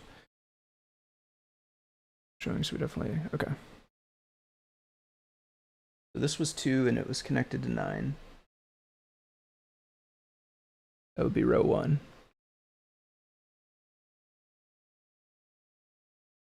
Yeah, which it does, I think that does say row 1 there. It's got red on it, but I think,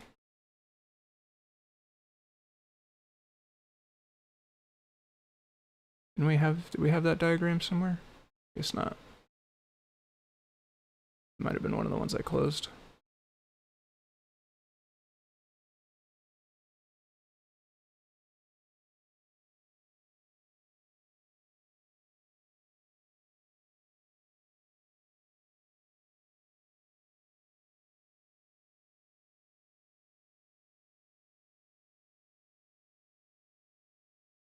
This one makes it look like column 1, but maybe it's off by 90. There's where we started with. Okay, yeah, it does have pin 9 is row 1.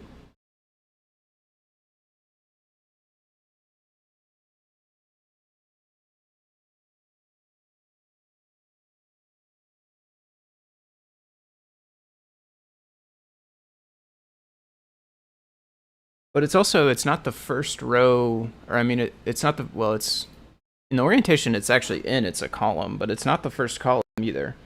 So this is at least what we think is pin 9 right now. And if I unplug it, that third column right there is the one that turned off. If I plug it back in, that column comes back.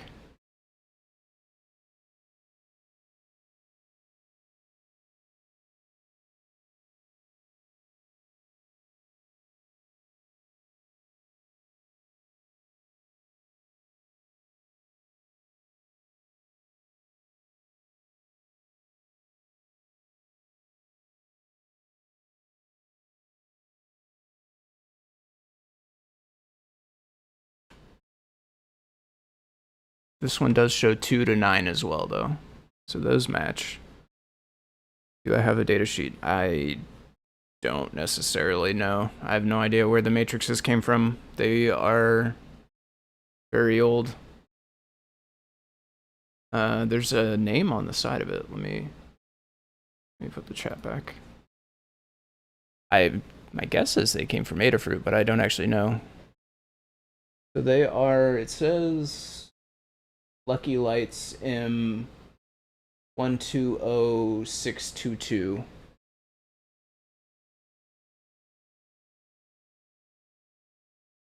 Lucky Lights M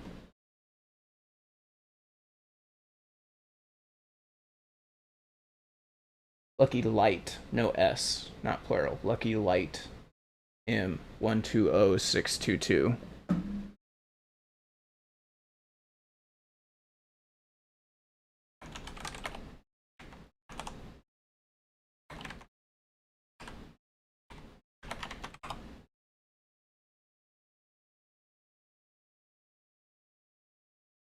Those are t-shirts. Apparently there's a dress by this name.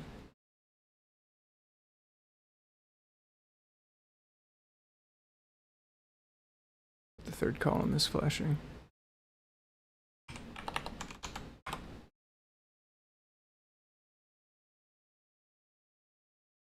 We do have square. Maybe this didn't come from Adafruit. Do they have square ones?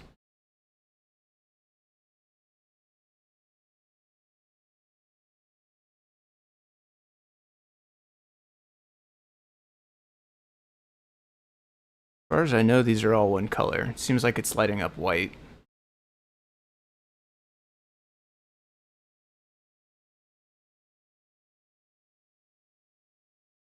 Lucky Light.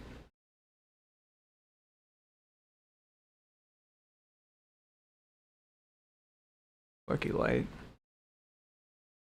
Okay, does this match? There's another thing printed on there.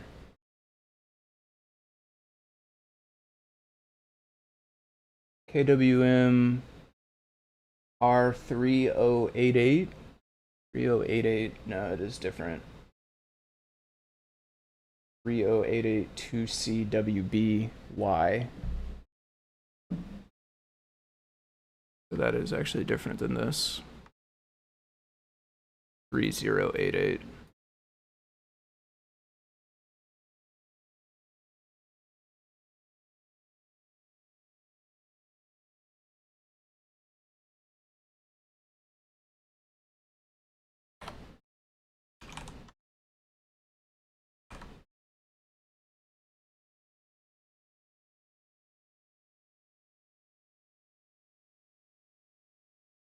CWB.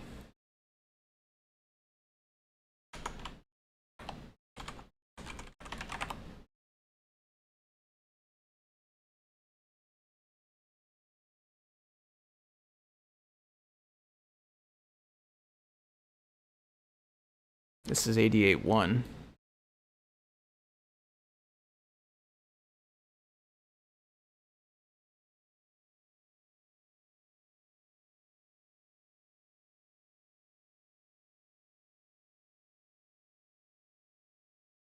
Okay, C means common cathode. But this is 88.1, not 88.2.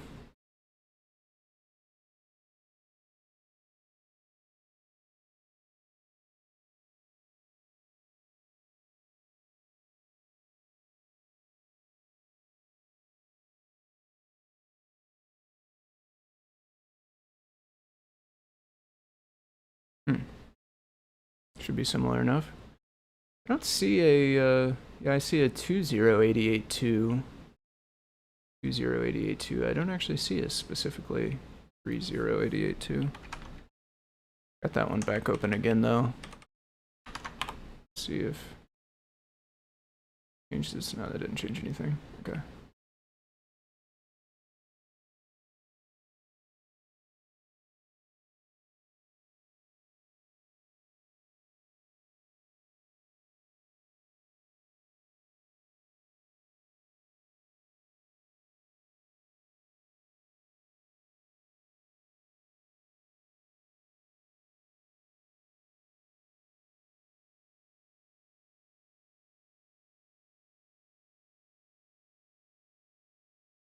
Okay.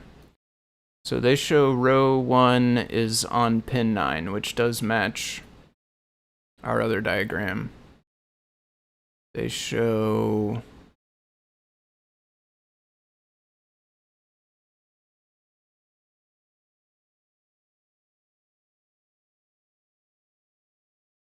that's the wrong one. Gonna common anode. Oh, you're right. Yeah, AW. Yeah, thank you. Common cathode here. Can I zoom?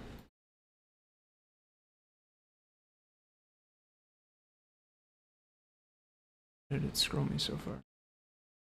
Whoa, okay, because I'm pressing arrow key, not control. That makes sense.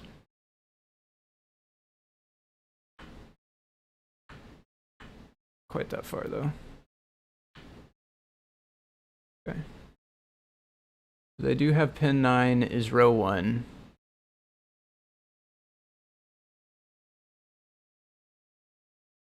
This one had row 2. Where? Come on. This one had row 2. Pin 14. Row 2, pin 14. Row 3, pin 8. That one's the same.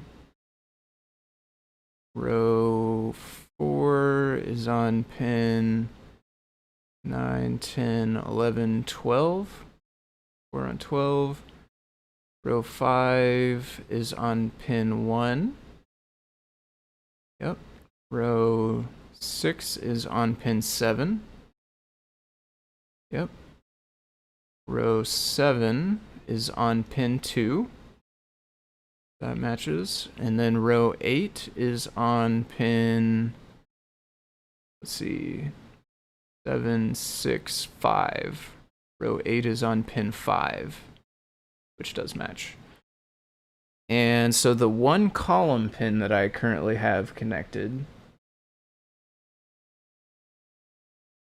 let me put the chat back as well.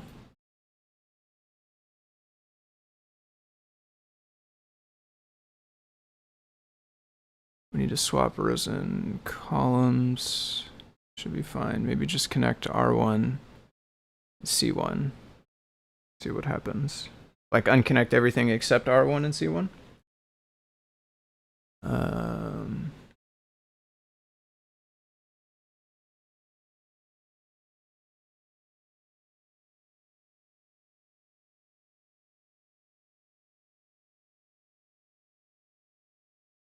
So let me completely just unplug everything. Let me jump these over to the other side of the breadboard.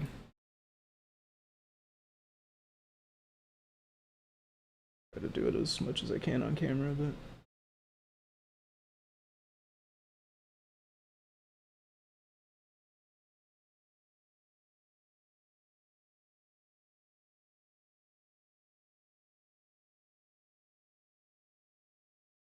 space.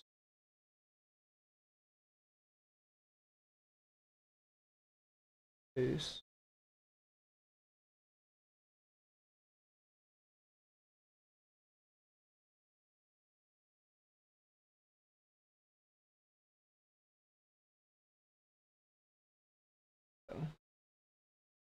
Okay. Those are no longer connected to the actual matrix. Do the same thing over here.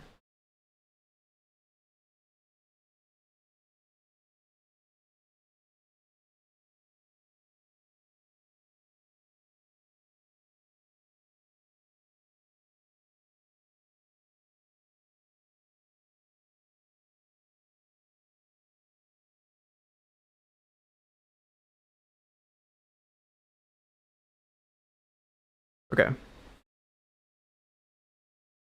So we currently have nothing connected. Row 1 is pin 9, which is opposite pin 1, opposite catty corner pin 1. So I'll go new wire, I'll verify the pins here as well. Let me pull this up a tiny bit.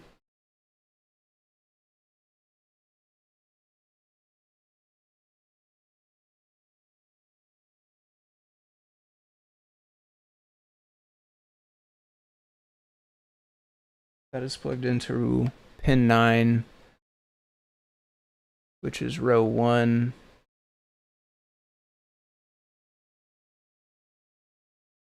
And off by 1. We could have. Definitely could have. Definitely could have. Yeah, it's because it is tough to see which pins are plugged into the breadboard as well. Since it hangs over the side, I very well could have been off by 1 there. And so this was going over to pin 2. In fact, yeah, we were definitely off by at least 1 if I got these in the right spot on the other side of the board. Another variable, I guess.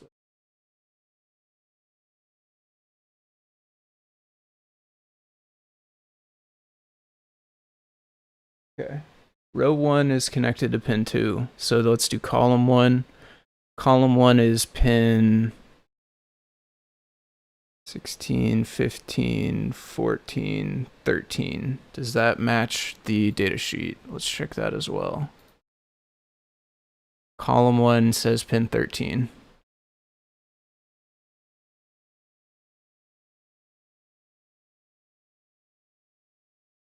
"16, 15, 14, 13. Or in other words, in other words, 9, 10, 13.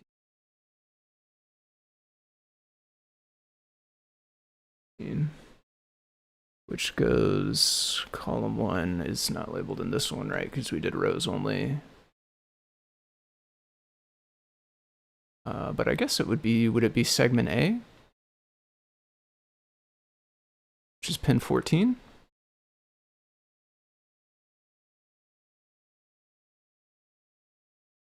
Does that match our other diagram?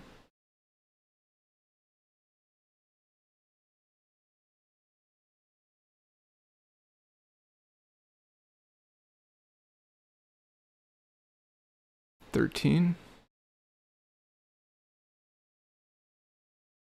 So it's all the way around the outside. No, they show pin 13 connected to 22.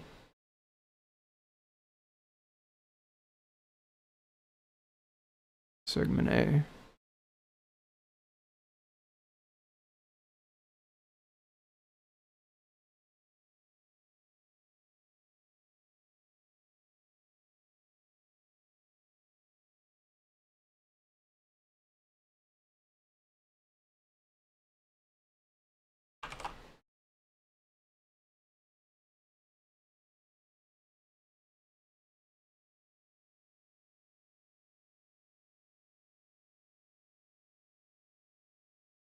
Matrix pin 14. So maybe that colored pencil one was wrong, or at least different.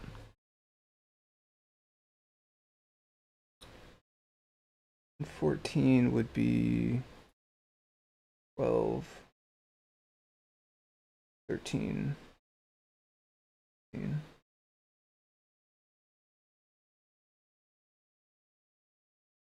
Okay, so this is what we get.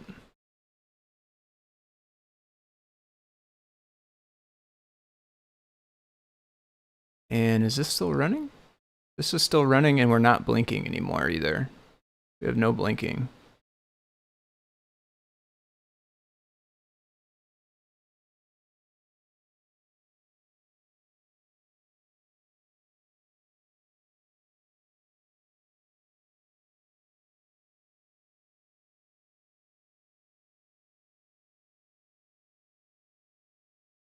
"11, 12, 13. Move matrix 13 to 12.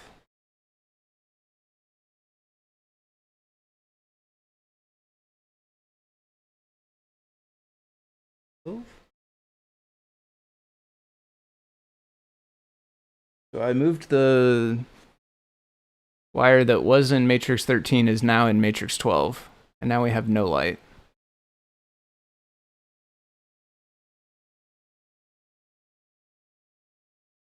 Nine is still connected to 2.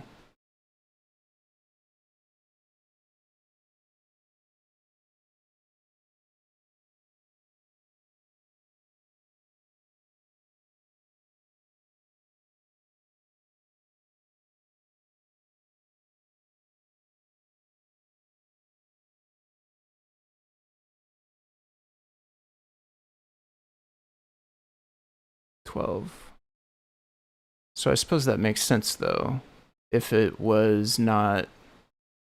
Well, no, they have to intersect. They'd have to intersect, wouldn't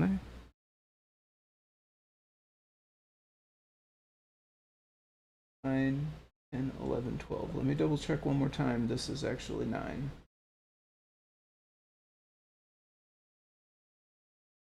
Oh, I just unplugged.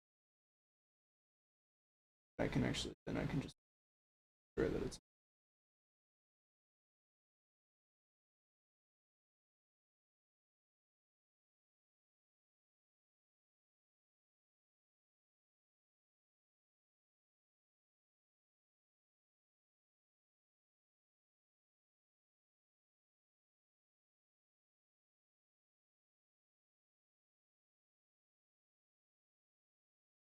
It's definitely 9 now. Was C1, R4. I have a multimeter with diode mode. I definitely have a multimeter. I don't know if it has diode mode. I will grab it.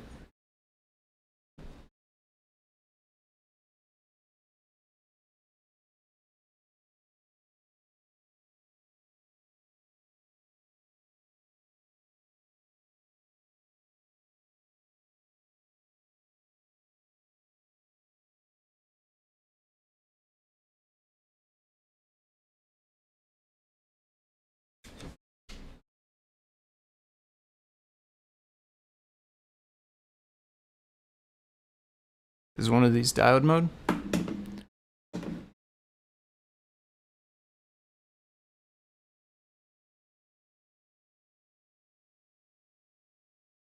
that diode mode?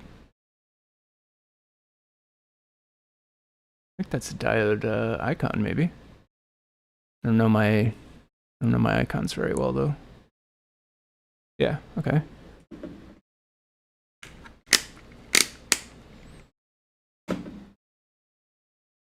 Let me put these other ends. I have some better ends for this. We're back to Radio Shack. Radio Shack.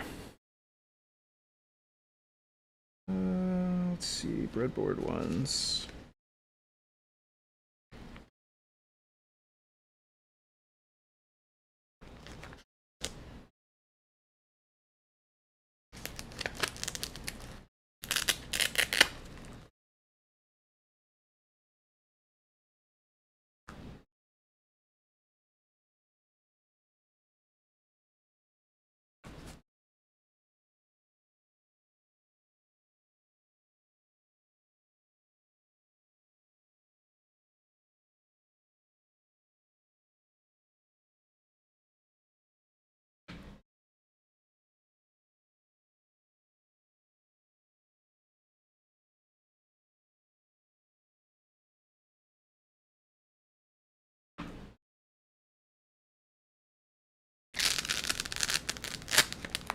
Black to pin 9, red to pin 13. Connect them from the chip first. Connect them from the max chip first. So connect black to... Connect black to pin 2. And red to pin 14 on the chip.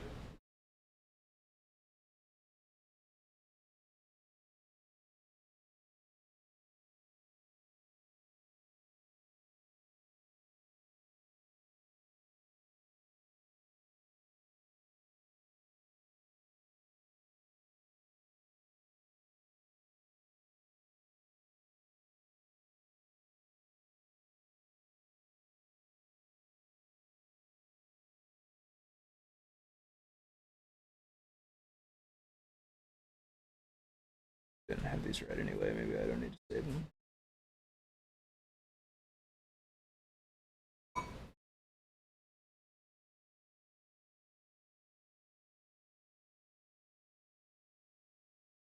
Okay.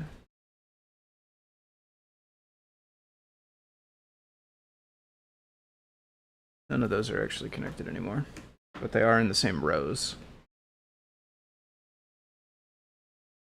Connect the meter black wire to matrix pin 9 and red to matrix pin 13.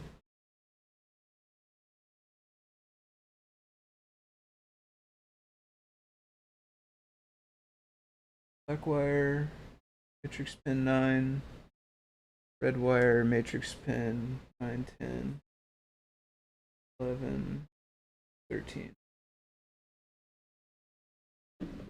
Okay. Black wire is on matrix pin 9, red wire is on matrix pin 13. Should I disconnect the other side?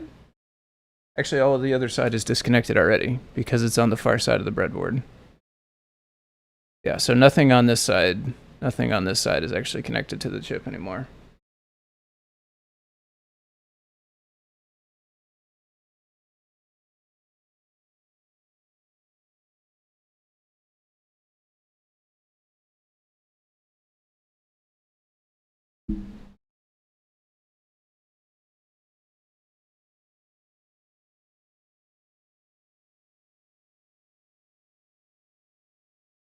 What we think 13. I mean 9. It's the first pin on this side. 11, 12 are empty, 13. Touch the multimeter wires directly to the pins.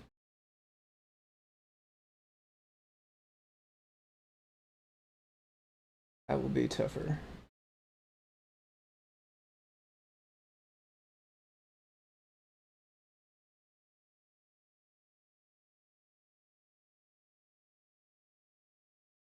I don't know if I might be able to make good contact, hold everything.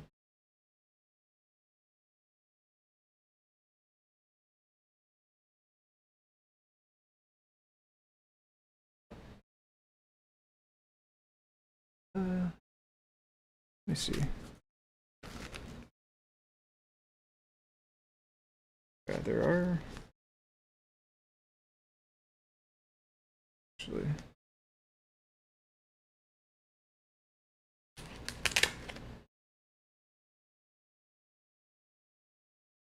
For these ones.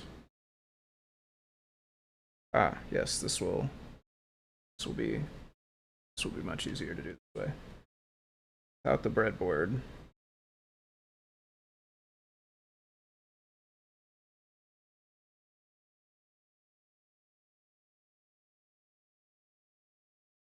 Have some grabber connectors. Some of this stuff out of the way. Just unplug this all the way. Okay, so we have a regular LED. Yeah, I can get a regular LED. I'll have to get up and run to the other room and get it, but I can. It was black wire to matrix 9, red wire to matrix 13. Black wire.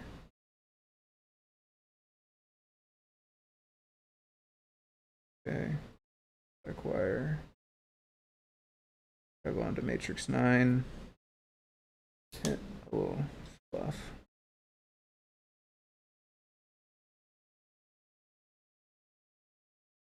Nine.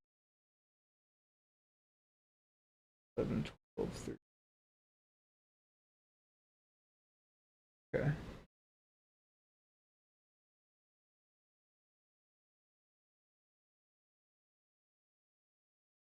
That is black wire on 9, red wire on 13. And we do get the same thing, which is nothing. Which at least it's consistent. Let me grab I'll grab another LED.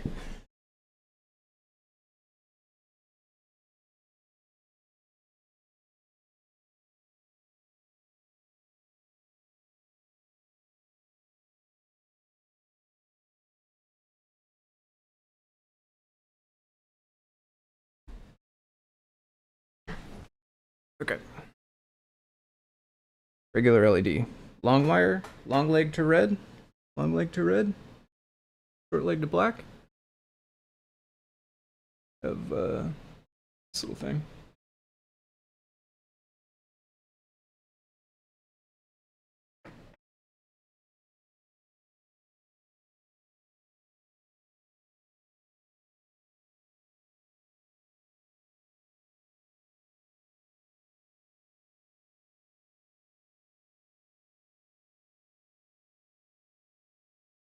Okay.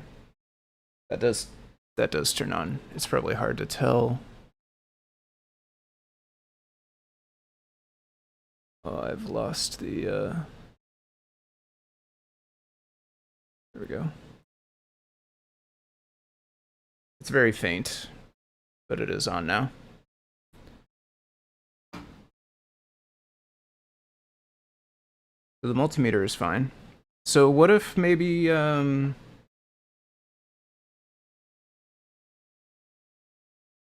maybe we had the sides flopped? Could it be that 9 through 16 are on the side with text?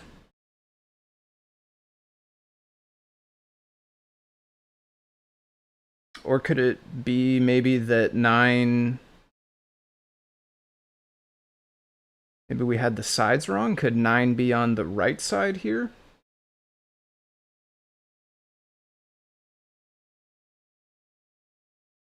So what if we try counting from the other side?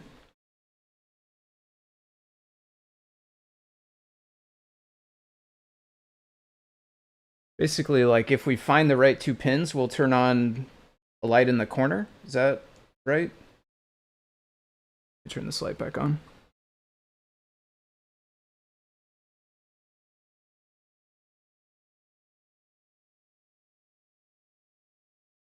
Although I guess like every 2 pins should turn on.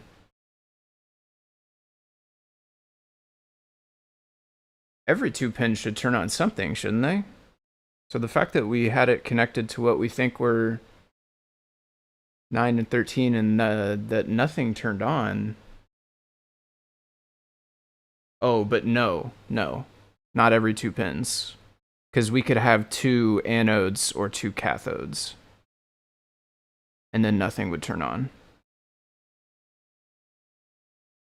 Yeah. Or if we had them backwards, that's true.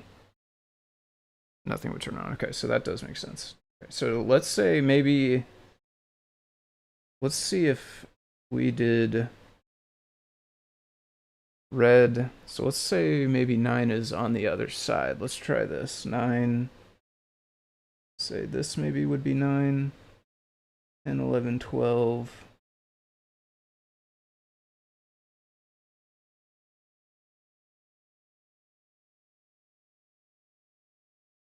12, 13. Okay. So that still does not have anything on. That is probably not right either. So now let's try this side. Turn this around. This is 9. It would be 10, 11, 12, 13. Still nothing. Or is there? I think it is. Let me turn this back off.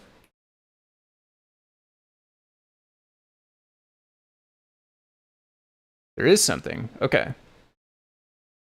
But definitely not a corner.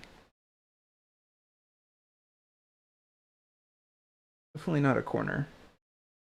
So these are the pins that we thought were pin 1, 3, 4, 5. We thought these were 1 and 5.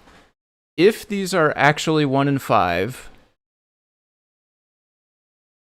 then that means that... Where's our data sheet? If these are actually pins 1 and 5, it would be row 5, and it would be column 6.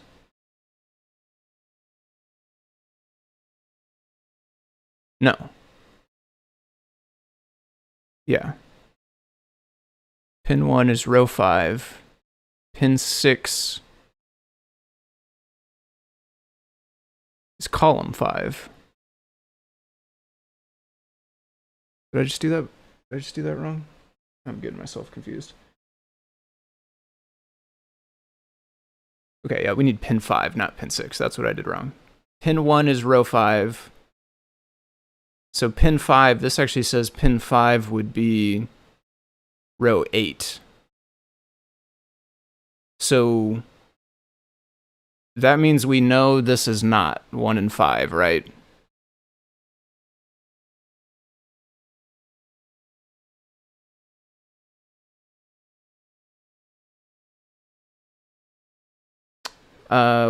Doctor, we think we have a data sheet for one that might be close enough. We don't have a data sheet for the exact one.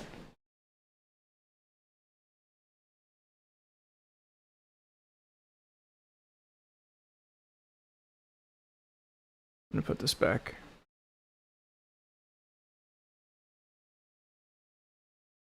Three, 4, 5. Okay.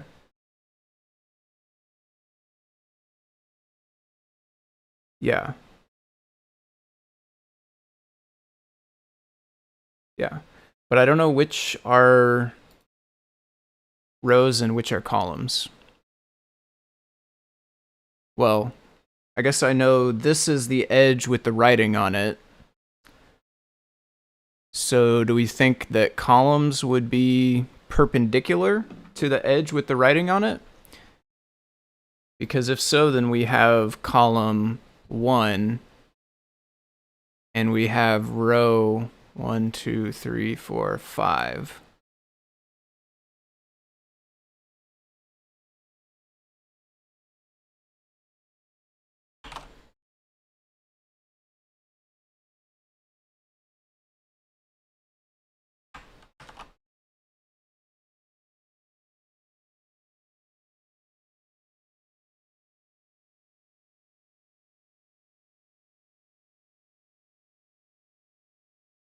Pin 1 being row 5 makes sense here. Hardware is easy enough to compare to the datasheet.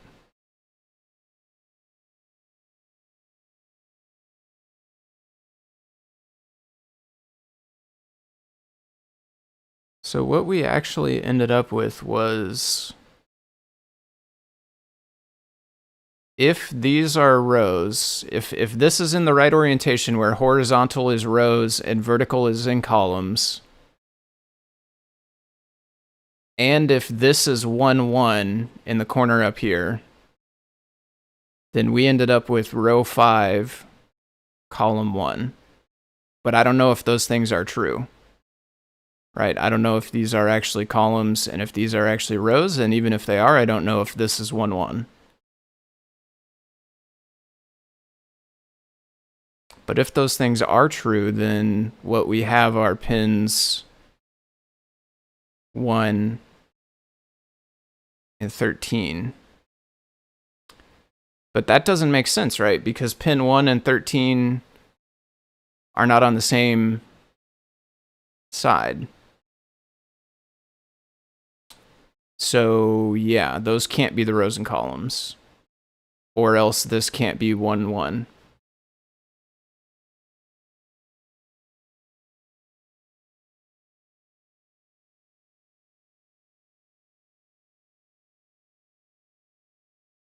It's either row 5, column 1, row 1, column 4.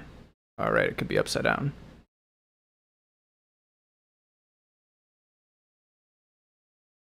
So I think it can't be row 5, column 1 because, well, or the data sheet, I guess, or we have the wrong data sheet, which could be possible as well. We have 88.2 instead of 88.1, so hopefully they wouldn't have made a massive change, but I don't actually know. But it can't be row 5 and column 1 because pin 1 and pin 13 would not be on the same side.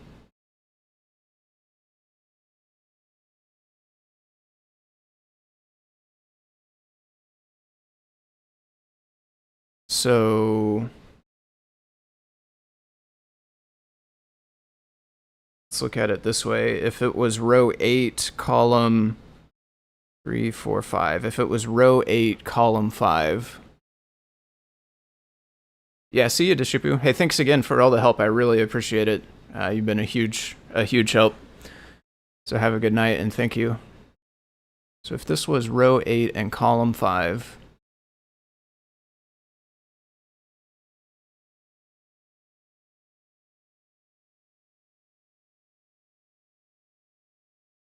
fives, that would be pins 5 and 6, which are on the same side, but they're not 3 pins apart.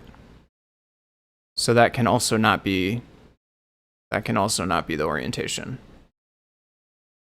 I'm just going to work my way through here. If it was like this, it would be row 4, and it would be column 8. Row 4, column 8. That's, I think, our winner. Row 4, column 8.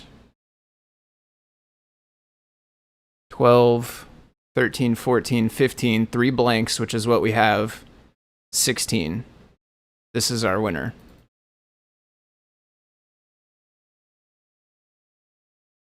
This is our winner. I think this has to be our winner. Find a corner diode. Yeah, that's what I was going to do next, is just try to hunt for a corner. So let's try to see, though, if we assume that we're right here.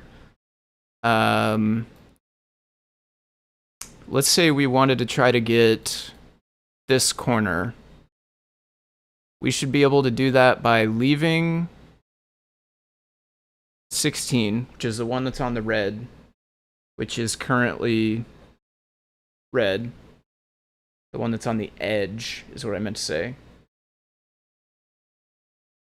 And 9 would be row 1.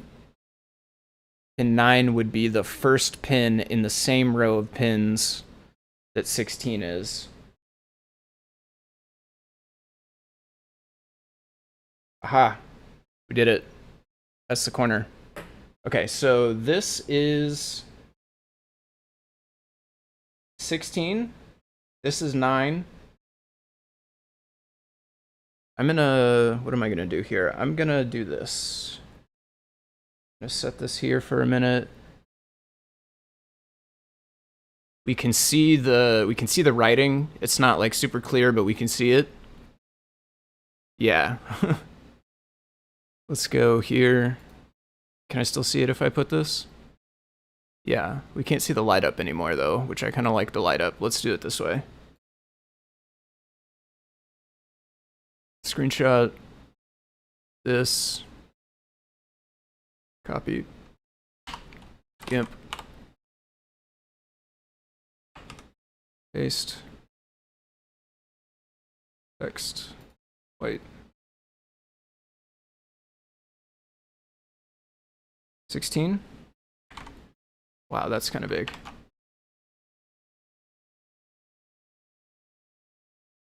Oh, that's too small and wrapped back around.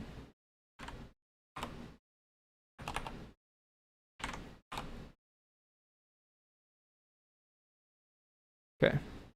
16. 9.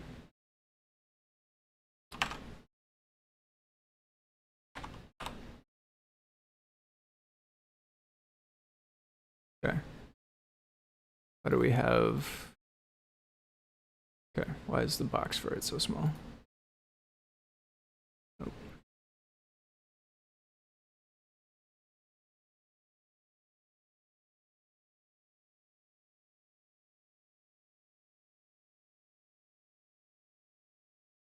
So 1 would be up here.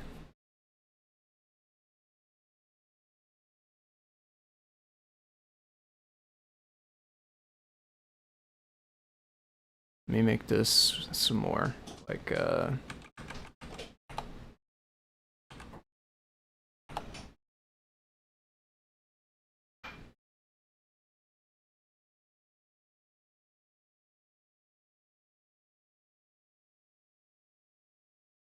this. Put this here. Layer to image size. Bucket. Text. So then this would be 1.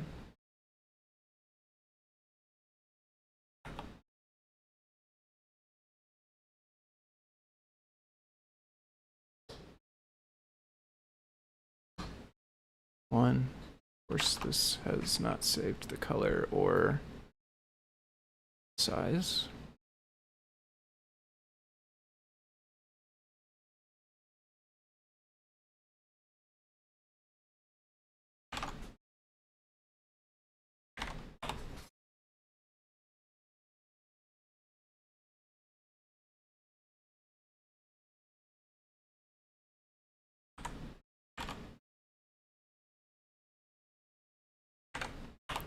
Nope, not 16. 8. Oh, no. The size is 16. Size is 16. The number is 8. Should not have used size 16. Okay. We're going to save this. Where am I going to save this? Let's save it in the repo.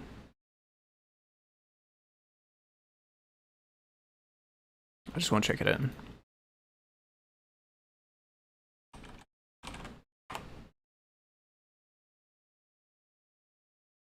Okay.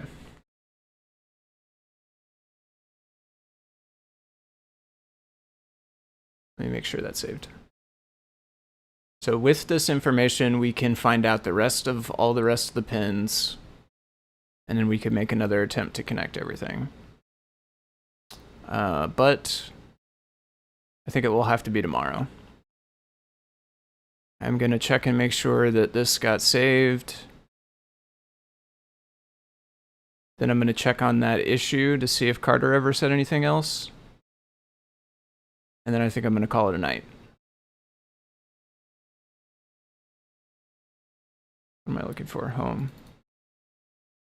Repos. Max.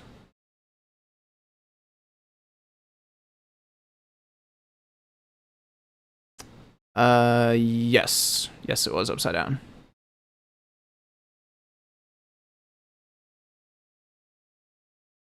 Yeah, the side with the text is... So it is... upside down and backwards? I'm not sure if it was upside down and backwards. Definitely upside down, though. And out. Yeah, it is here. No, maybe it is. Let me try, though. Let's try. Let's try to get... Let's try a little bit more. Maybe I won't go just yet. Let's try a little more. So this was...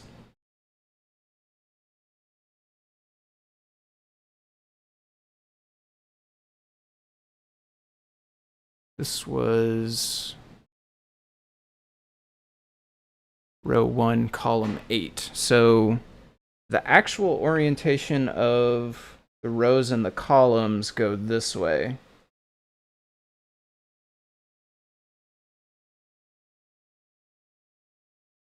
Go this way. Because we have row 1 and we have column 8. So if we wanted to get 1, 1, this corner here, we would keep row 1. We would change red to 13. So it's on 16. Oh, dropped off. 9. Really need the light back for this probably, but let's see if I can do it. Keep it in the camera though. Scoot this back some. 9, 10, 11, 12.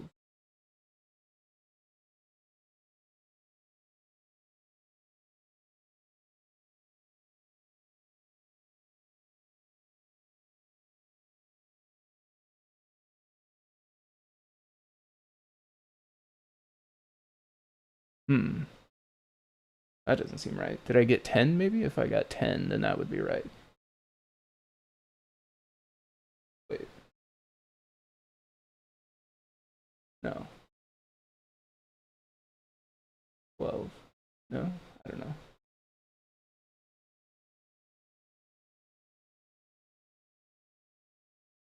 is a 9. 10, 11, 12.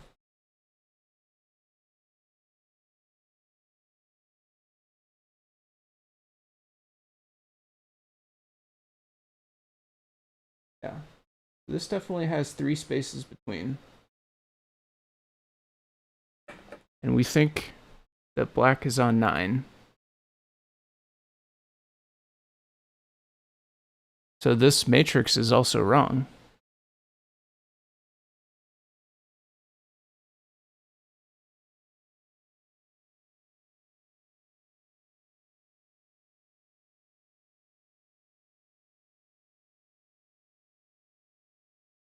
Does the Adafruit product page explain the orientation? There's not a learn guide for this one. And the other problem is I'm not actually sure if this matrix came from Adafruit. This one I got a long time ago. I have no idea. I have no idea where it came from, honestly.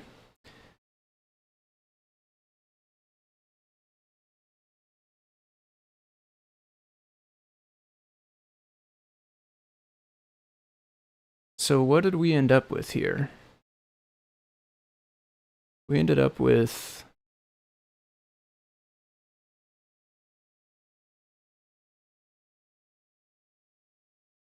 jumping from row 1 to row 8. Unsettling.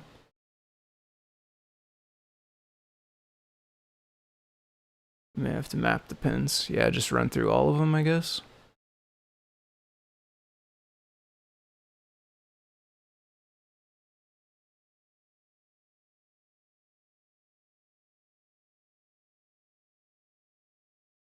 I have a couple more of these matrices. Let me look and see if they look the same as this one. Let me look and see if they look the same. I'll be right back.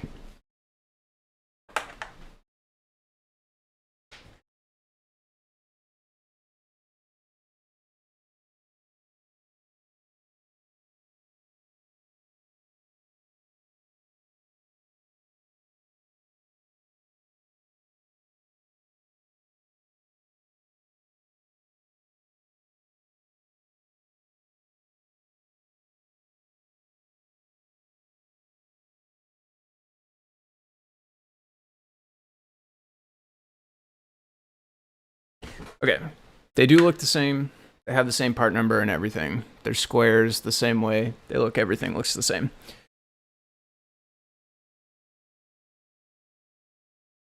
Okay.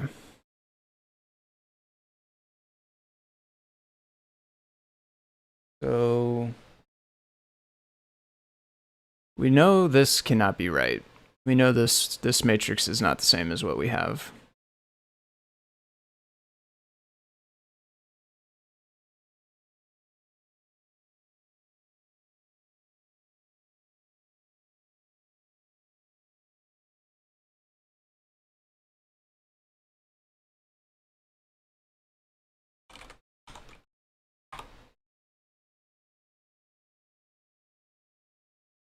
So I'm gonna go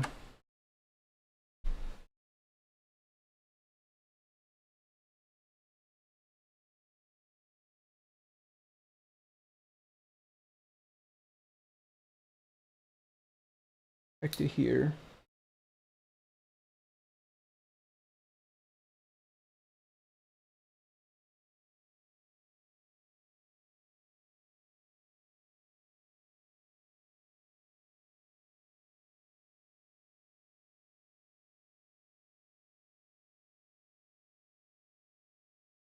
Text is still towards me.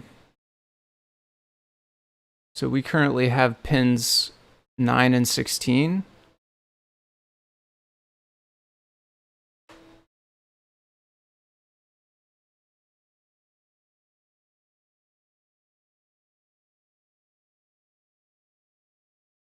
How do I want to visualize this?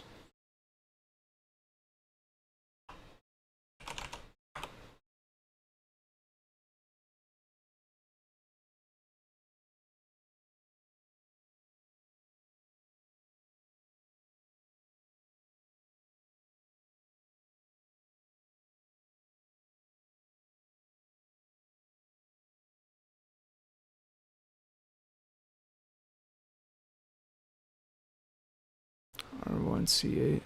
Yeah.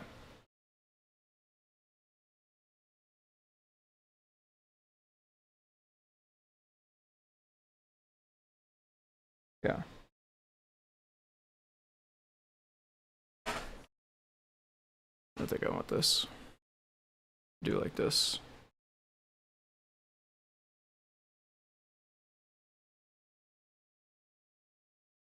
Although we think, yeah, okay, 9 is power, we think. 16 ground in this case, we think. Row 1, column 8. Okay.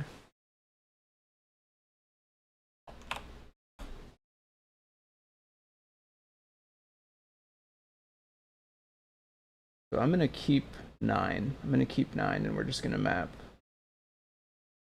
10 gets nothing. 11 gets nothing. 12 gets nothing. 13.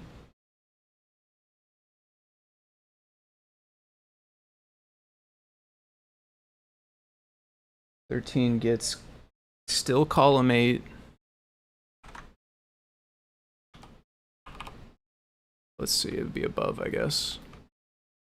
I don't know. We'll play with the order.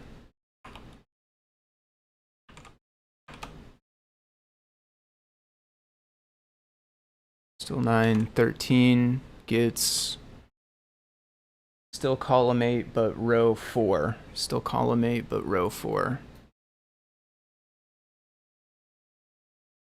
Is there a model number as part of the label under Lucky Night? Yeah, there is. It's, try to get a picture of it.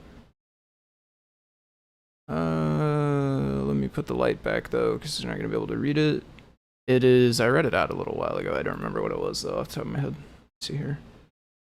This on...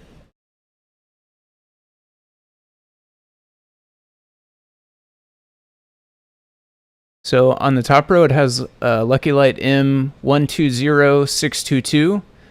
On the bottom row, it has KWM R30882CWB-Y.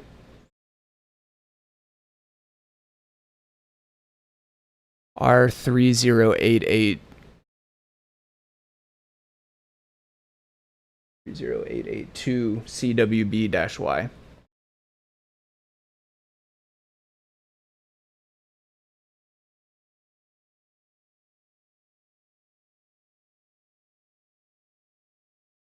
Goes back to off. E30882. Yep. Both of those are, well, yeah. Carter, that one is correct. Yep. And we found a data sheet, but it was 881 instead of 882. And it does not match our thing. Doesn't seem like. I guess I won't make that quite declarative yet, but it doesn't seem like it for sure. Okay, so if we keep trying to map these. Nice. Oh. I might be able to get a clear shot. Let me see if I can get a clear shot. Let me put the light back on for 1 minute. Light back on. Here. Hold this up. Actually, I can unhook this.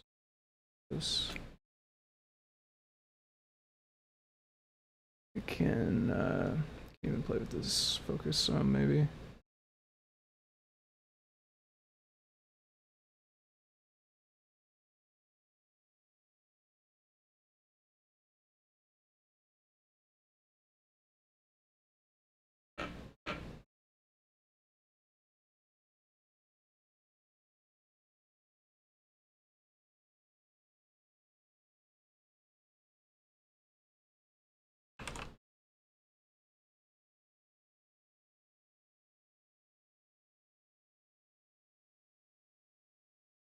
Oh, geez. Soldering iron broke off. That's no good.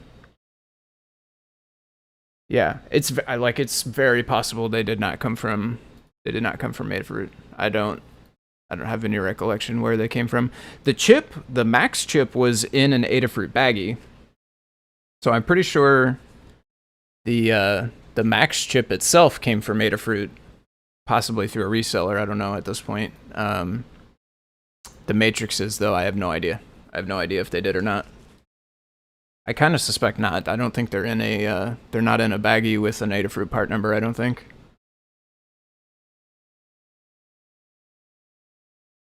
Okay.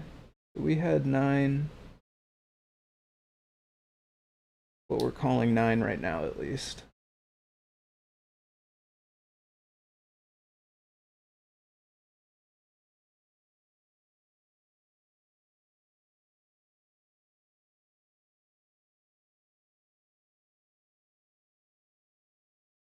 11, 12, 13.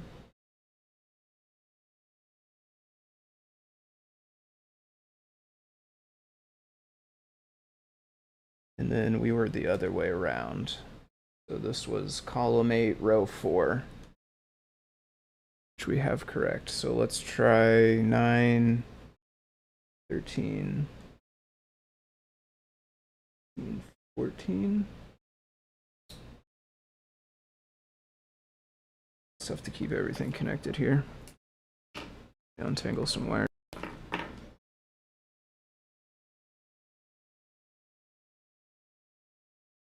Who's that?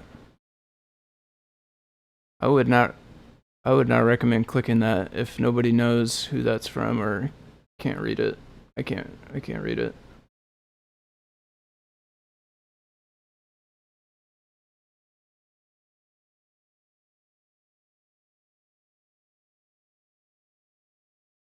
Huh. Yeah, I don't know if you folks are watching the stream, but I'm unable to read what you are writing.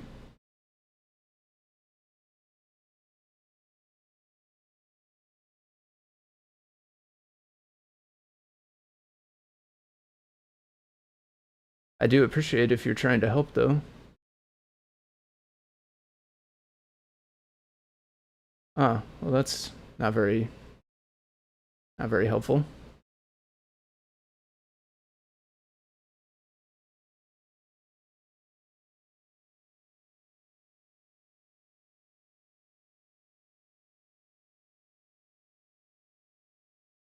Yeah, thank you.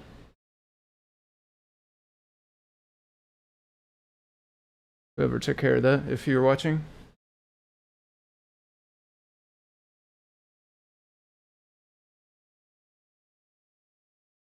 Could check this one maybe too. I don't know if we want to try to translate that one.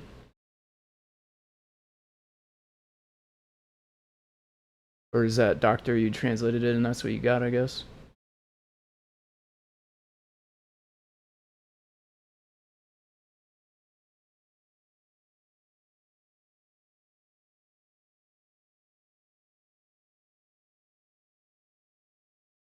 Nine, 10, 11, 12, 13, 14. Okay, this is 9 and 14.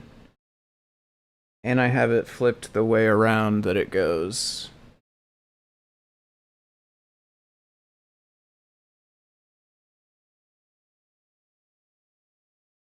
I did check with the don't understand. Oh, I see.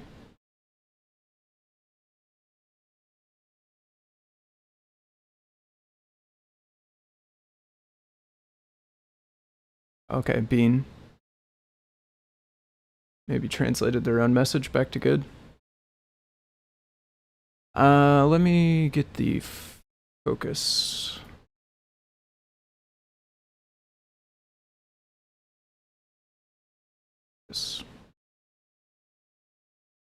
So this is 9 and 14. This is 9 and 14.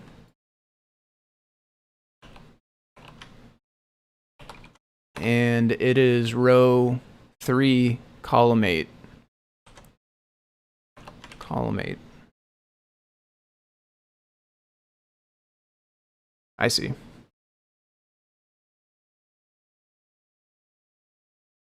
Go 14, 15, 15.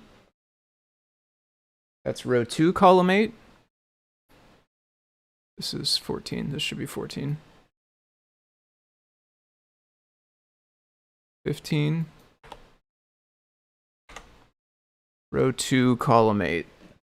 Row 2, column 8.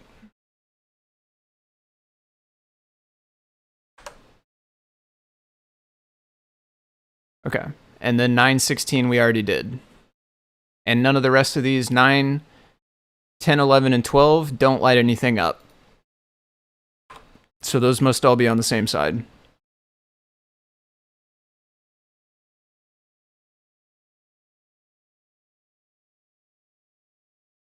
So let's look at, so we know that 9 is column 8. It looks like 16 is row 1.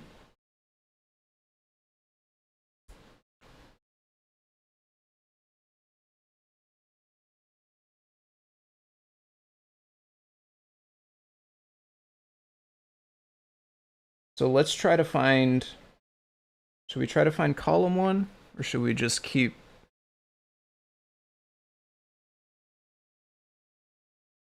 going along? So 10, 11, and 12 need to have the red wire on them. 10, 11, and 12 need to have the red wire on them. So let's leave black on 16. Let's move red to 10. Okay.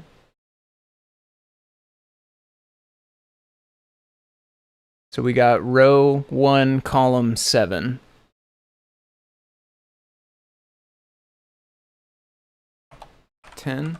Row 1, column 7.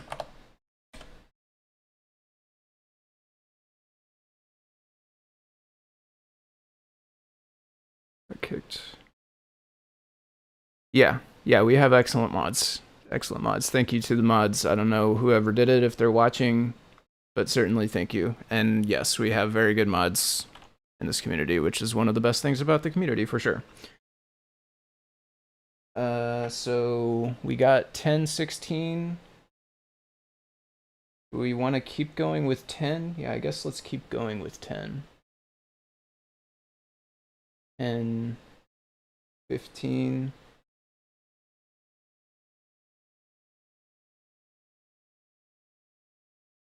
And 15 is row 2, column 7.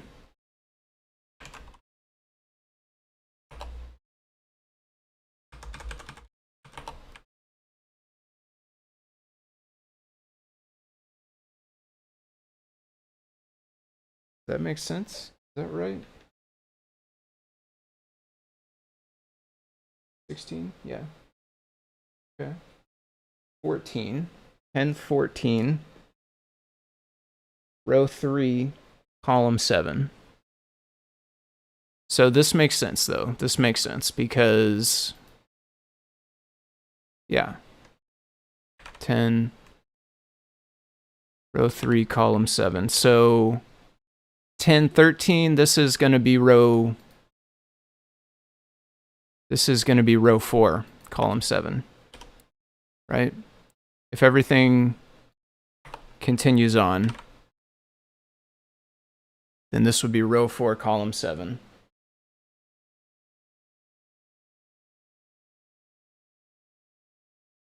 And it is. Row 4, column 7. Okay. So let's go to 11. Let's find out what's pin 11. I'm going to go black back to 16. I'm going to go red to 11. Okay. Red is on 11, black is on 16. We have row 1, column 6.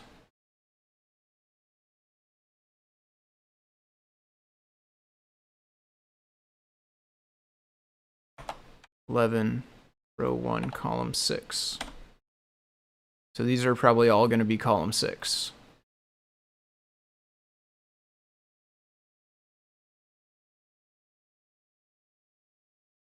Yeah. Okay. So I think I'm confident enough to say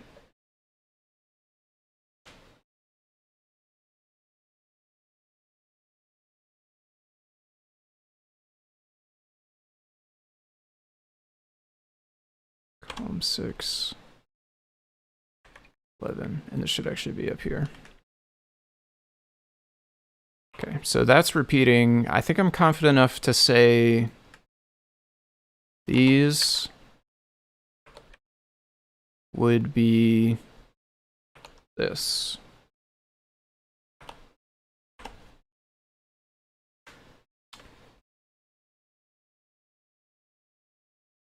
So from this, we have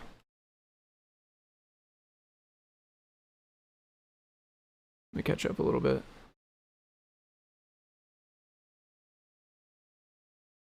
Okay, yeah, we're still talking a little bit about the other person that was here.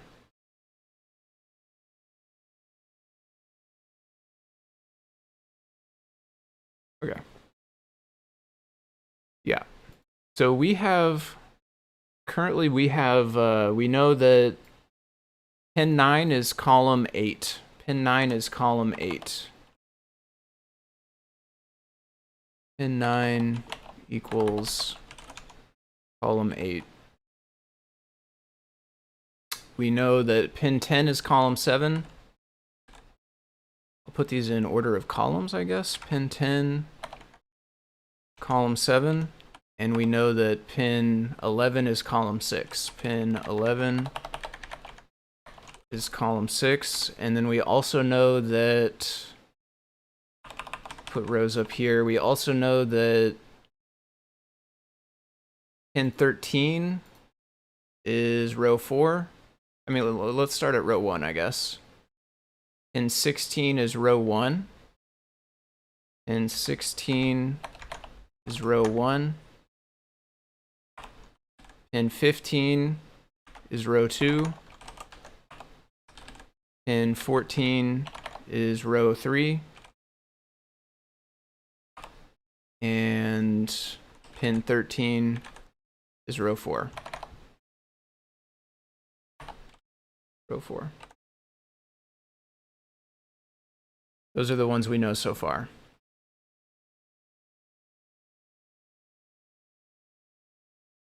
And those are all the ones, no, we still have 12 to do on this side. We still have 12 to do. Let's go black back to 16. Let's go red and 11, currently 12. Okay. Red is on 12. And we got row 1, column 5. Yeah. Camera. Even though I'm not quite in frame anymore. Maybe actually minimize back this. Yes, we are deep now. Okay, so I'm on 12 and 16. We have row 1, we have column 5.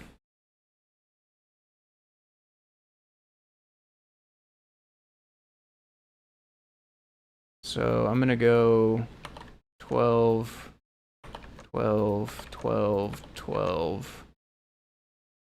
We got column 5. So I assume we'll end up with column 5 on all of these. I'll check one.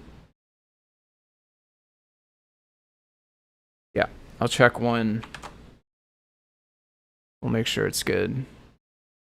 And we'll assume the rest is good. 12 and 15. Row 2, column 5. 12 and 15. Yep. So that told us that 12 is column 5. Pin 12 is column 5. So here's what I'll do is I will finish mapping these right now. And then I'll probably call it a night. And then in the morning tomorrow, 10 a.m. Central Time, which is now about 14 hours from right now. for folks in a different time zone. About 14 hours from right now, I'll be back, and I will wire this up and try it again with the chip. But I'll finish mapping these now. So we need to go to the other side, basically. We have everything on this side. We have everything on this side figured out.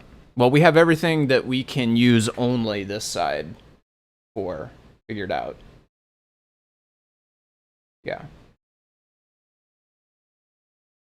What we don't know is on the other side, which pins need red and which pins need black. That is something we don't know.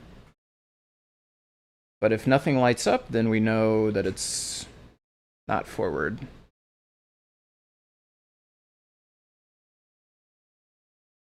I'll say pin, let's just try opposites. Pin 1 and pin 8. Nothing turns on. Pin 1 and pin 7, nothing turns on. Pin 1 and pin 6, something turned on.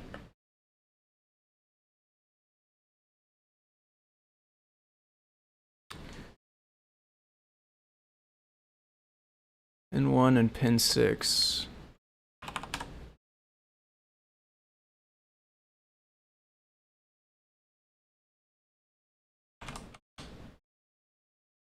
Pin 1 and pin 6.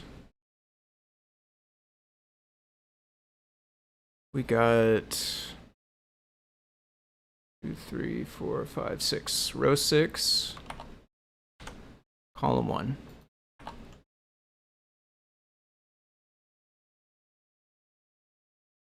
Go with a known column. Find all the row pins. I may have already messed that up. Yeah, it looks like I already messed that up because we're on column 1, which we didn't have before. And we're on row 6, which we also didn't have before. But we should know it from this. We should know it from this, right? So pin 1 is column 1. So if we changed black around to 16,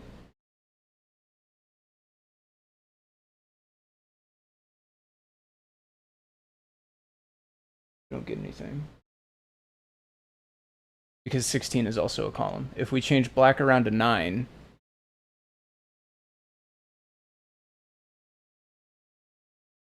back around to 9.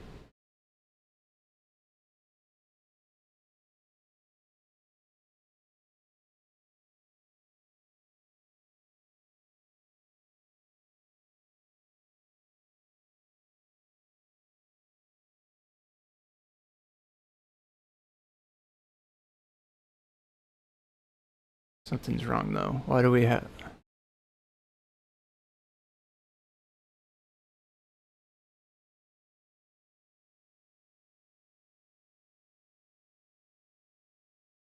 No. No. Something's wrong. Okay. Red is on 1.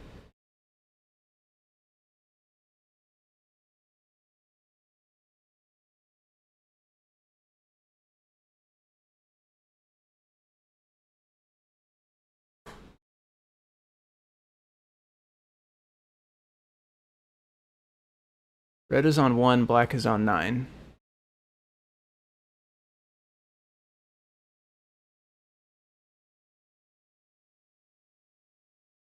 But 9 was column 8.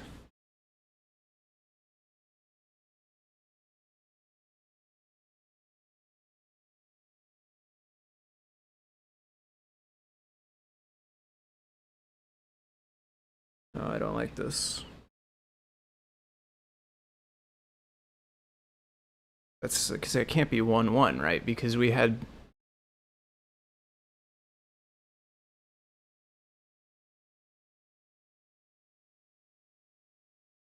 Because we had pin 9 as column 8.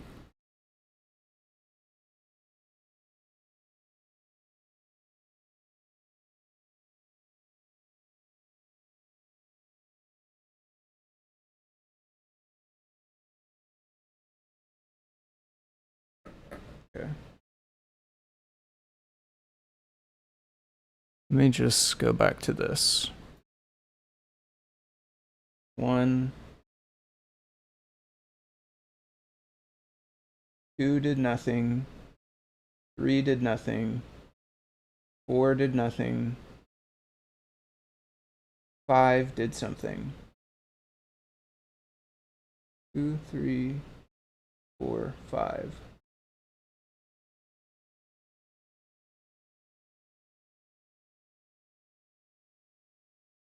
This is row 1, 2, 3, 4, 5, column 1.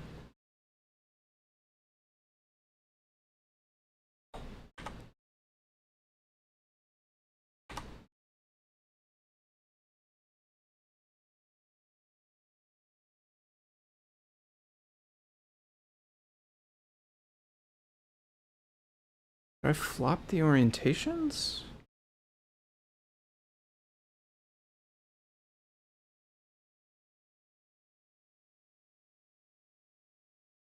Five, 6, 7.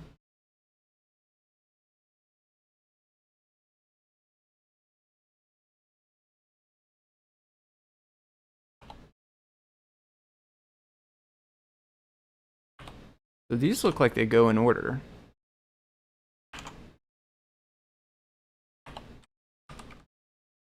Because this will be row 8 on in 8.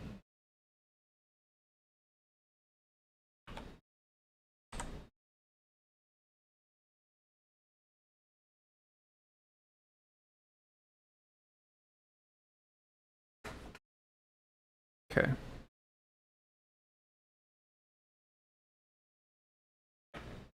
This is the orientation it's in.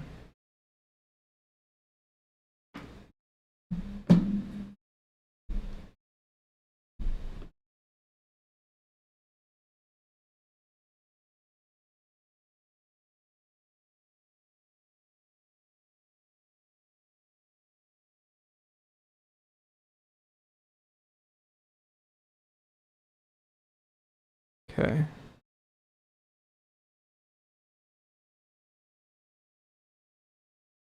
So we have this. Pin 1 is bottom left. If we flip it around, pin 1 is top right. Okay.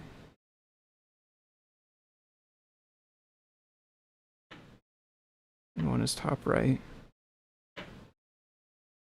So let's recheck one of these.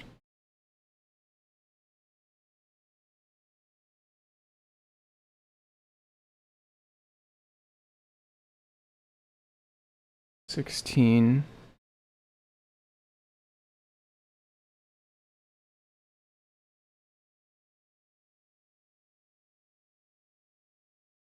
Did I label some of these wrong?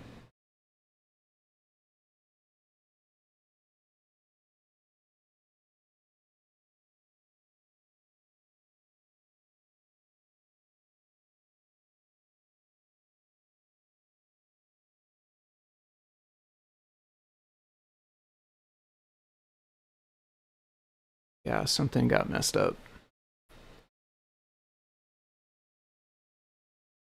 So I was trying to do red. I feel like I was trying to do red first.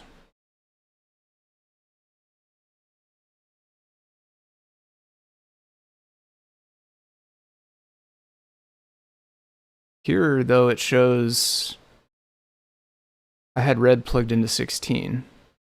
Well, I have red plugged into what I had labeled 16.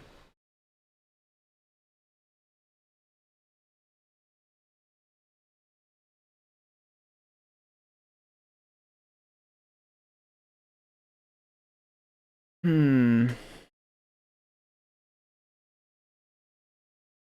feel like I have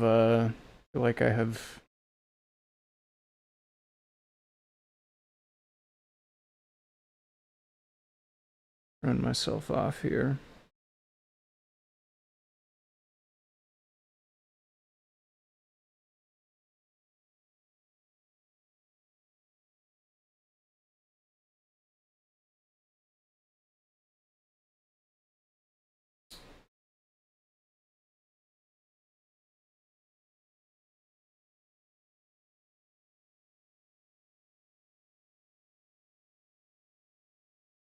Okay.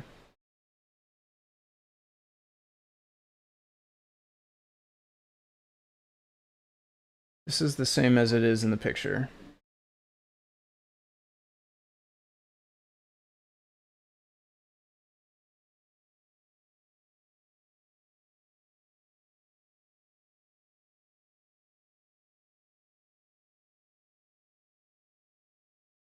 This has red connected to what I have labeled as 16, and it has black connected to what I have labeled as 9.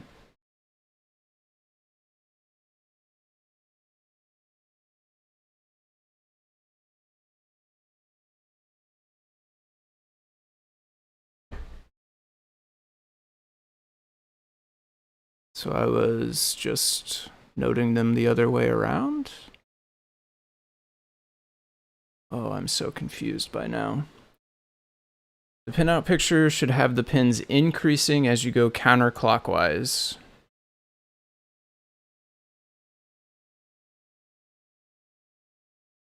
Okay. So down here it should be 9 and then 16.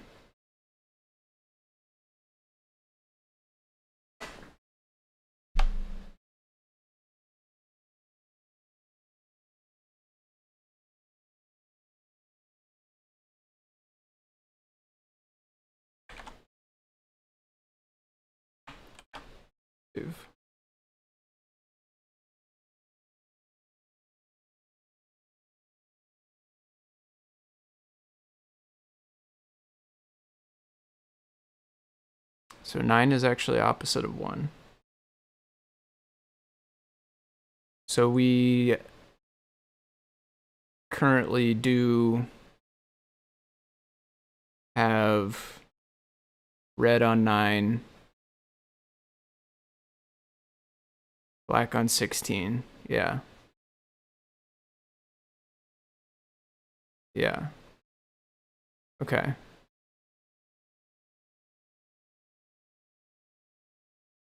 Yeah. So this part is actually right. We have red on 9, we have black on 16, we got row 1, column 8. That part is actually right. So really maybe just my GIMP was wrong. And that caused me to think these were backwards. If we leave red on 9 and we go black on 15,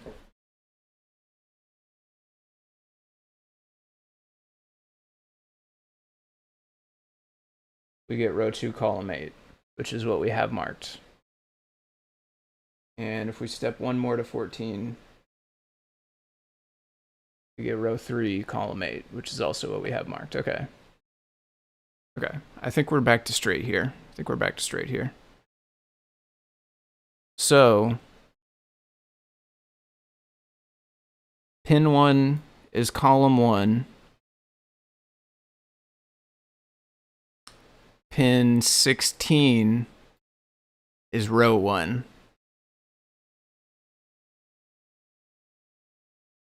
So, pin 16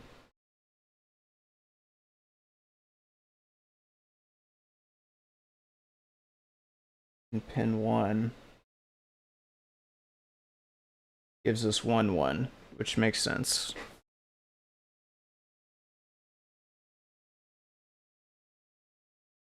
Yeah.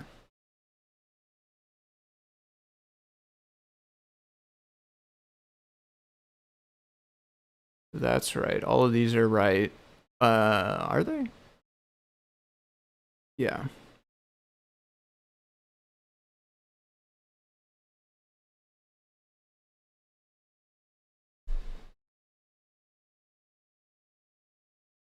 Column 1 is pin 1.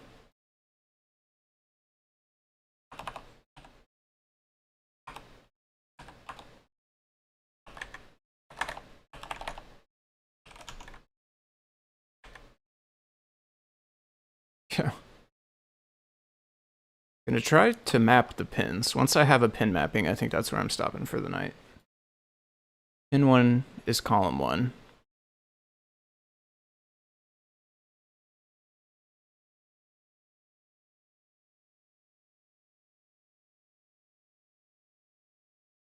And so we actually know from the rest of these, if these were good, let's double check these. Pin 1, pin 5, 8, 7, 6, 5. We said row 5, column 1, which that's what it is. So we actually know that pin 5 is row 5. Pin 5 is row 5. And we know that pin 6 is row 6.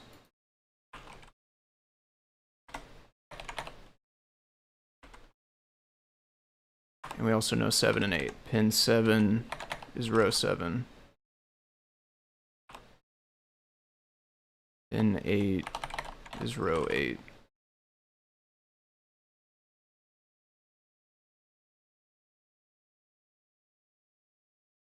Got top and bottom rows complete. Just need to join them, do the address. Nice. Nice. We're getting close here. We're getting close. We have all the rows. And we have half the columns. Plus 1.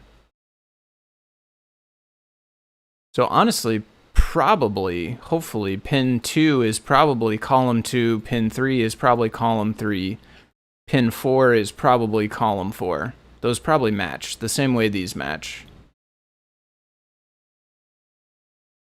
Maybe, right? But let's find out. We have... Where did... Okay, I want this back. Okay, we have currently pin 1, which is column 1. We're going to go, well, double check these. That's 6. That's 7. And that's 8. And that's all good. So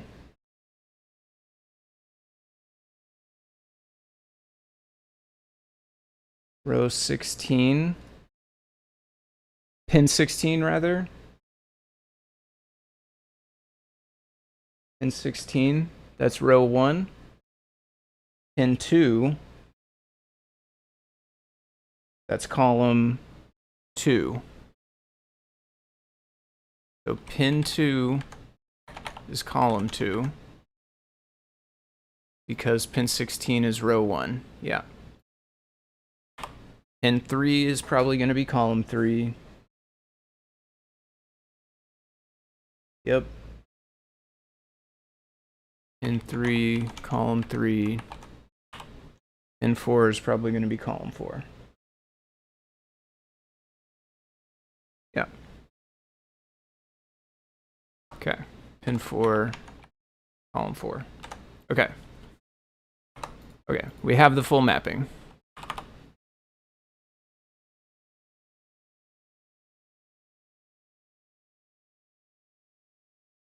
I'm gonna save this. Save, that's saved. Okay. Yes. All right, so thank you so much to everyone who helped out. I quite literally could not have done this without you all, so I really, really appreciate all the help and patience that I got in the chat. Again, I will be back 10 a.m. Central Time tomorrow, and I will try to wire this back up to the chip. Now that we know the pinout of the matrix, we'll try to wire it back up to the chip. So that is a little bit under 14 hours from now, 13 hours and 45 minutes. For the folks that are not in North American time zones. 13 hours, 45 minutes. I'll be back. 10 a.m. Central tomorrow. We'll finish it up. Seems like none of the diagrams were right. Yeah, I agree. I should, well, I don't know how common this is. Again, I have no idea where I got it. I guess what I should do, though, is maybe document this and put it online for the next person with the part number that's stamped on it. That would be the nice thing to do, right? Make it easy to search up. But yes, thank you again. Thank you to everyone who tuned in. I appreciate all of you for watching. Next week at this time will be Scott, right? So we'll be back to deep diving. But tomorrow morning, I will pick up where I left off here. So thank you to everyone. I hope you all have a good Friday night, or whatever time it is, wherever you're at. Can I ping you before I go live? Yeah, I'll ping you, Doctor, when I go live tomorrow. Yeah, I will. I'll try to figure out, for the next time I do this, I'll try to figure out how to ping deep divers. I didn't realize that I didn't know how to ping deep divers. I'll ask Scott. I'm pretty sure he's done it before. But next time whenever I take over the Friday night spot, if Scott's gone, then I will, I'll try to figure out how to do that. Yep, I'm gonna post it.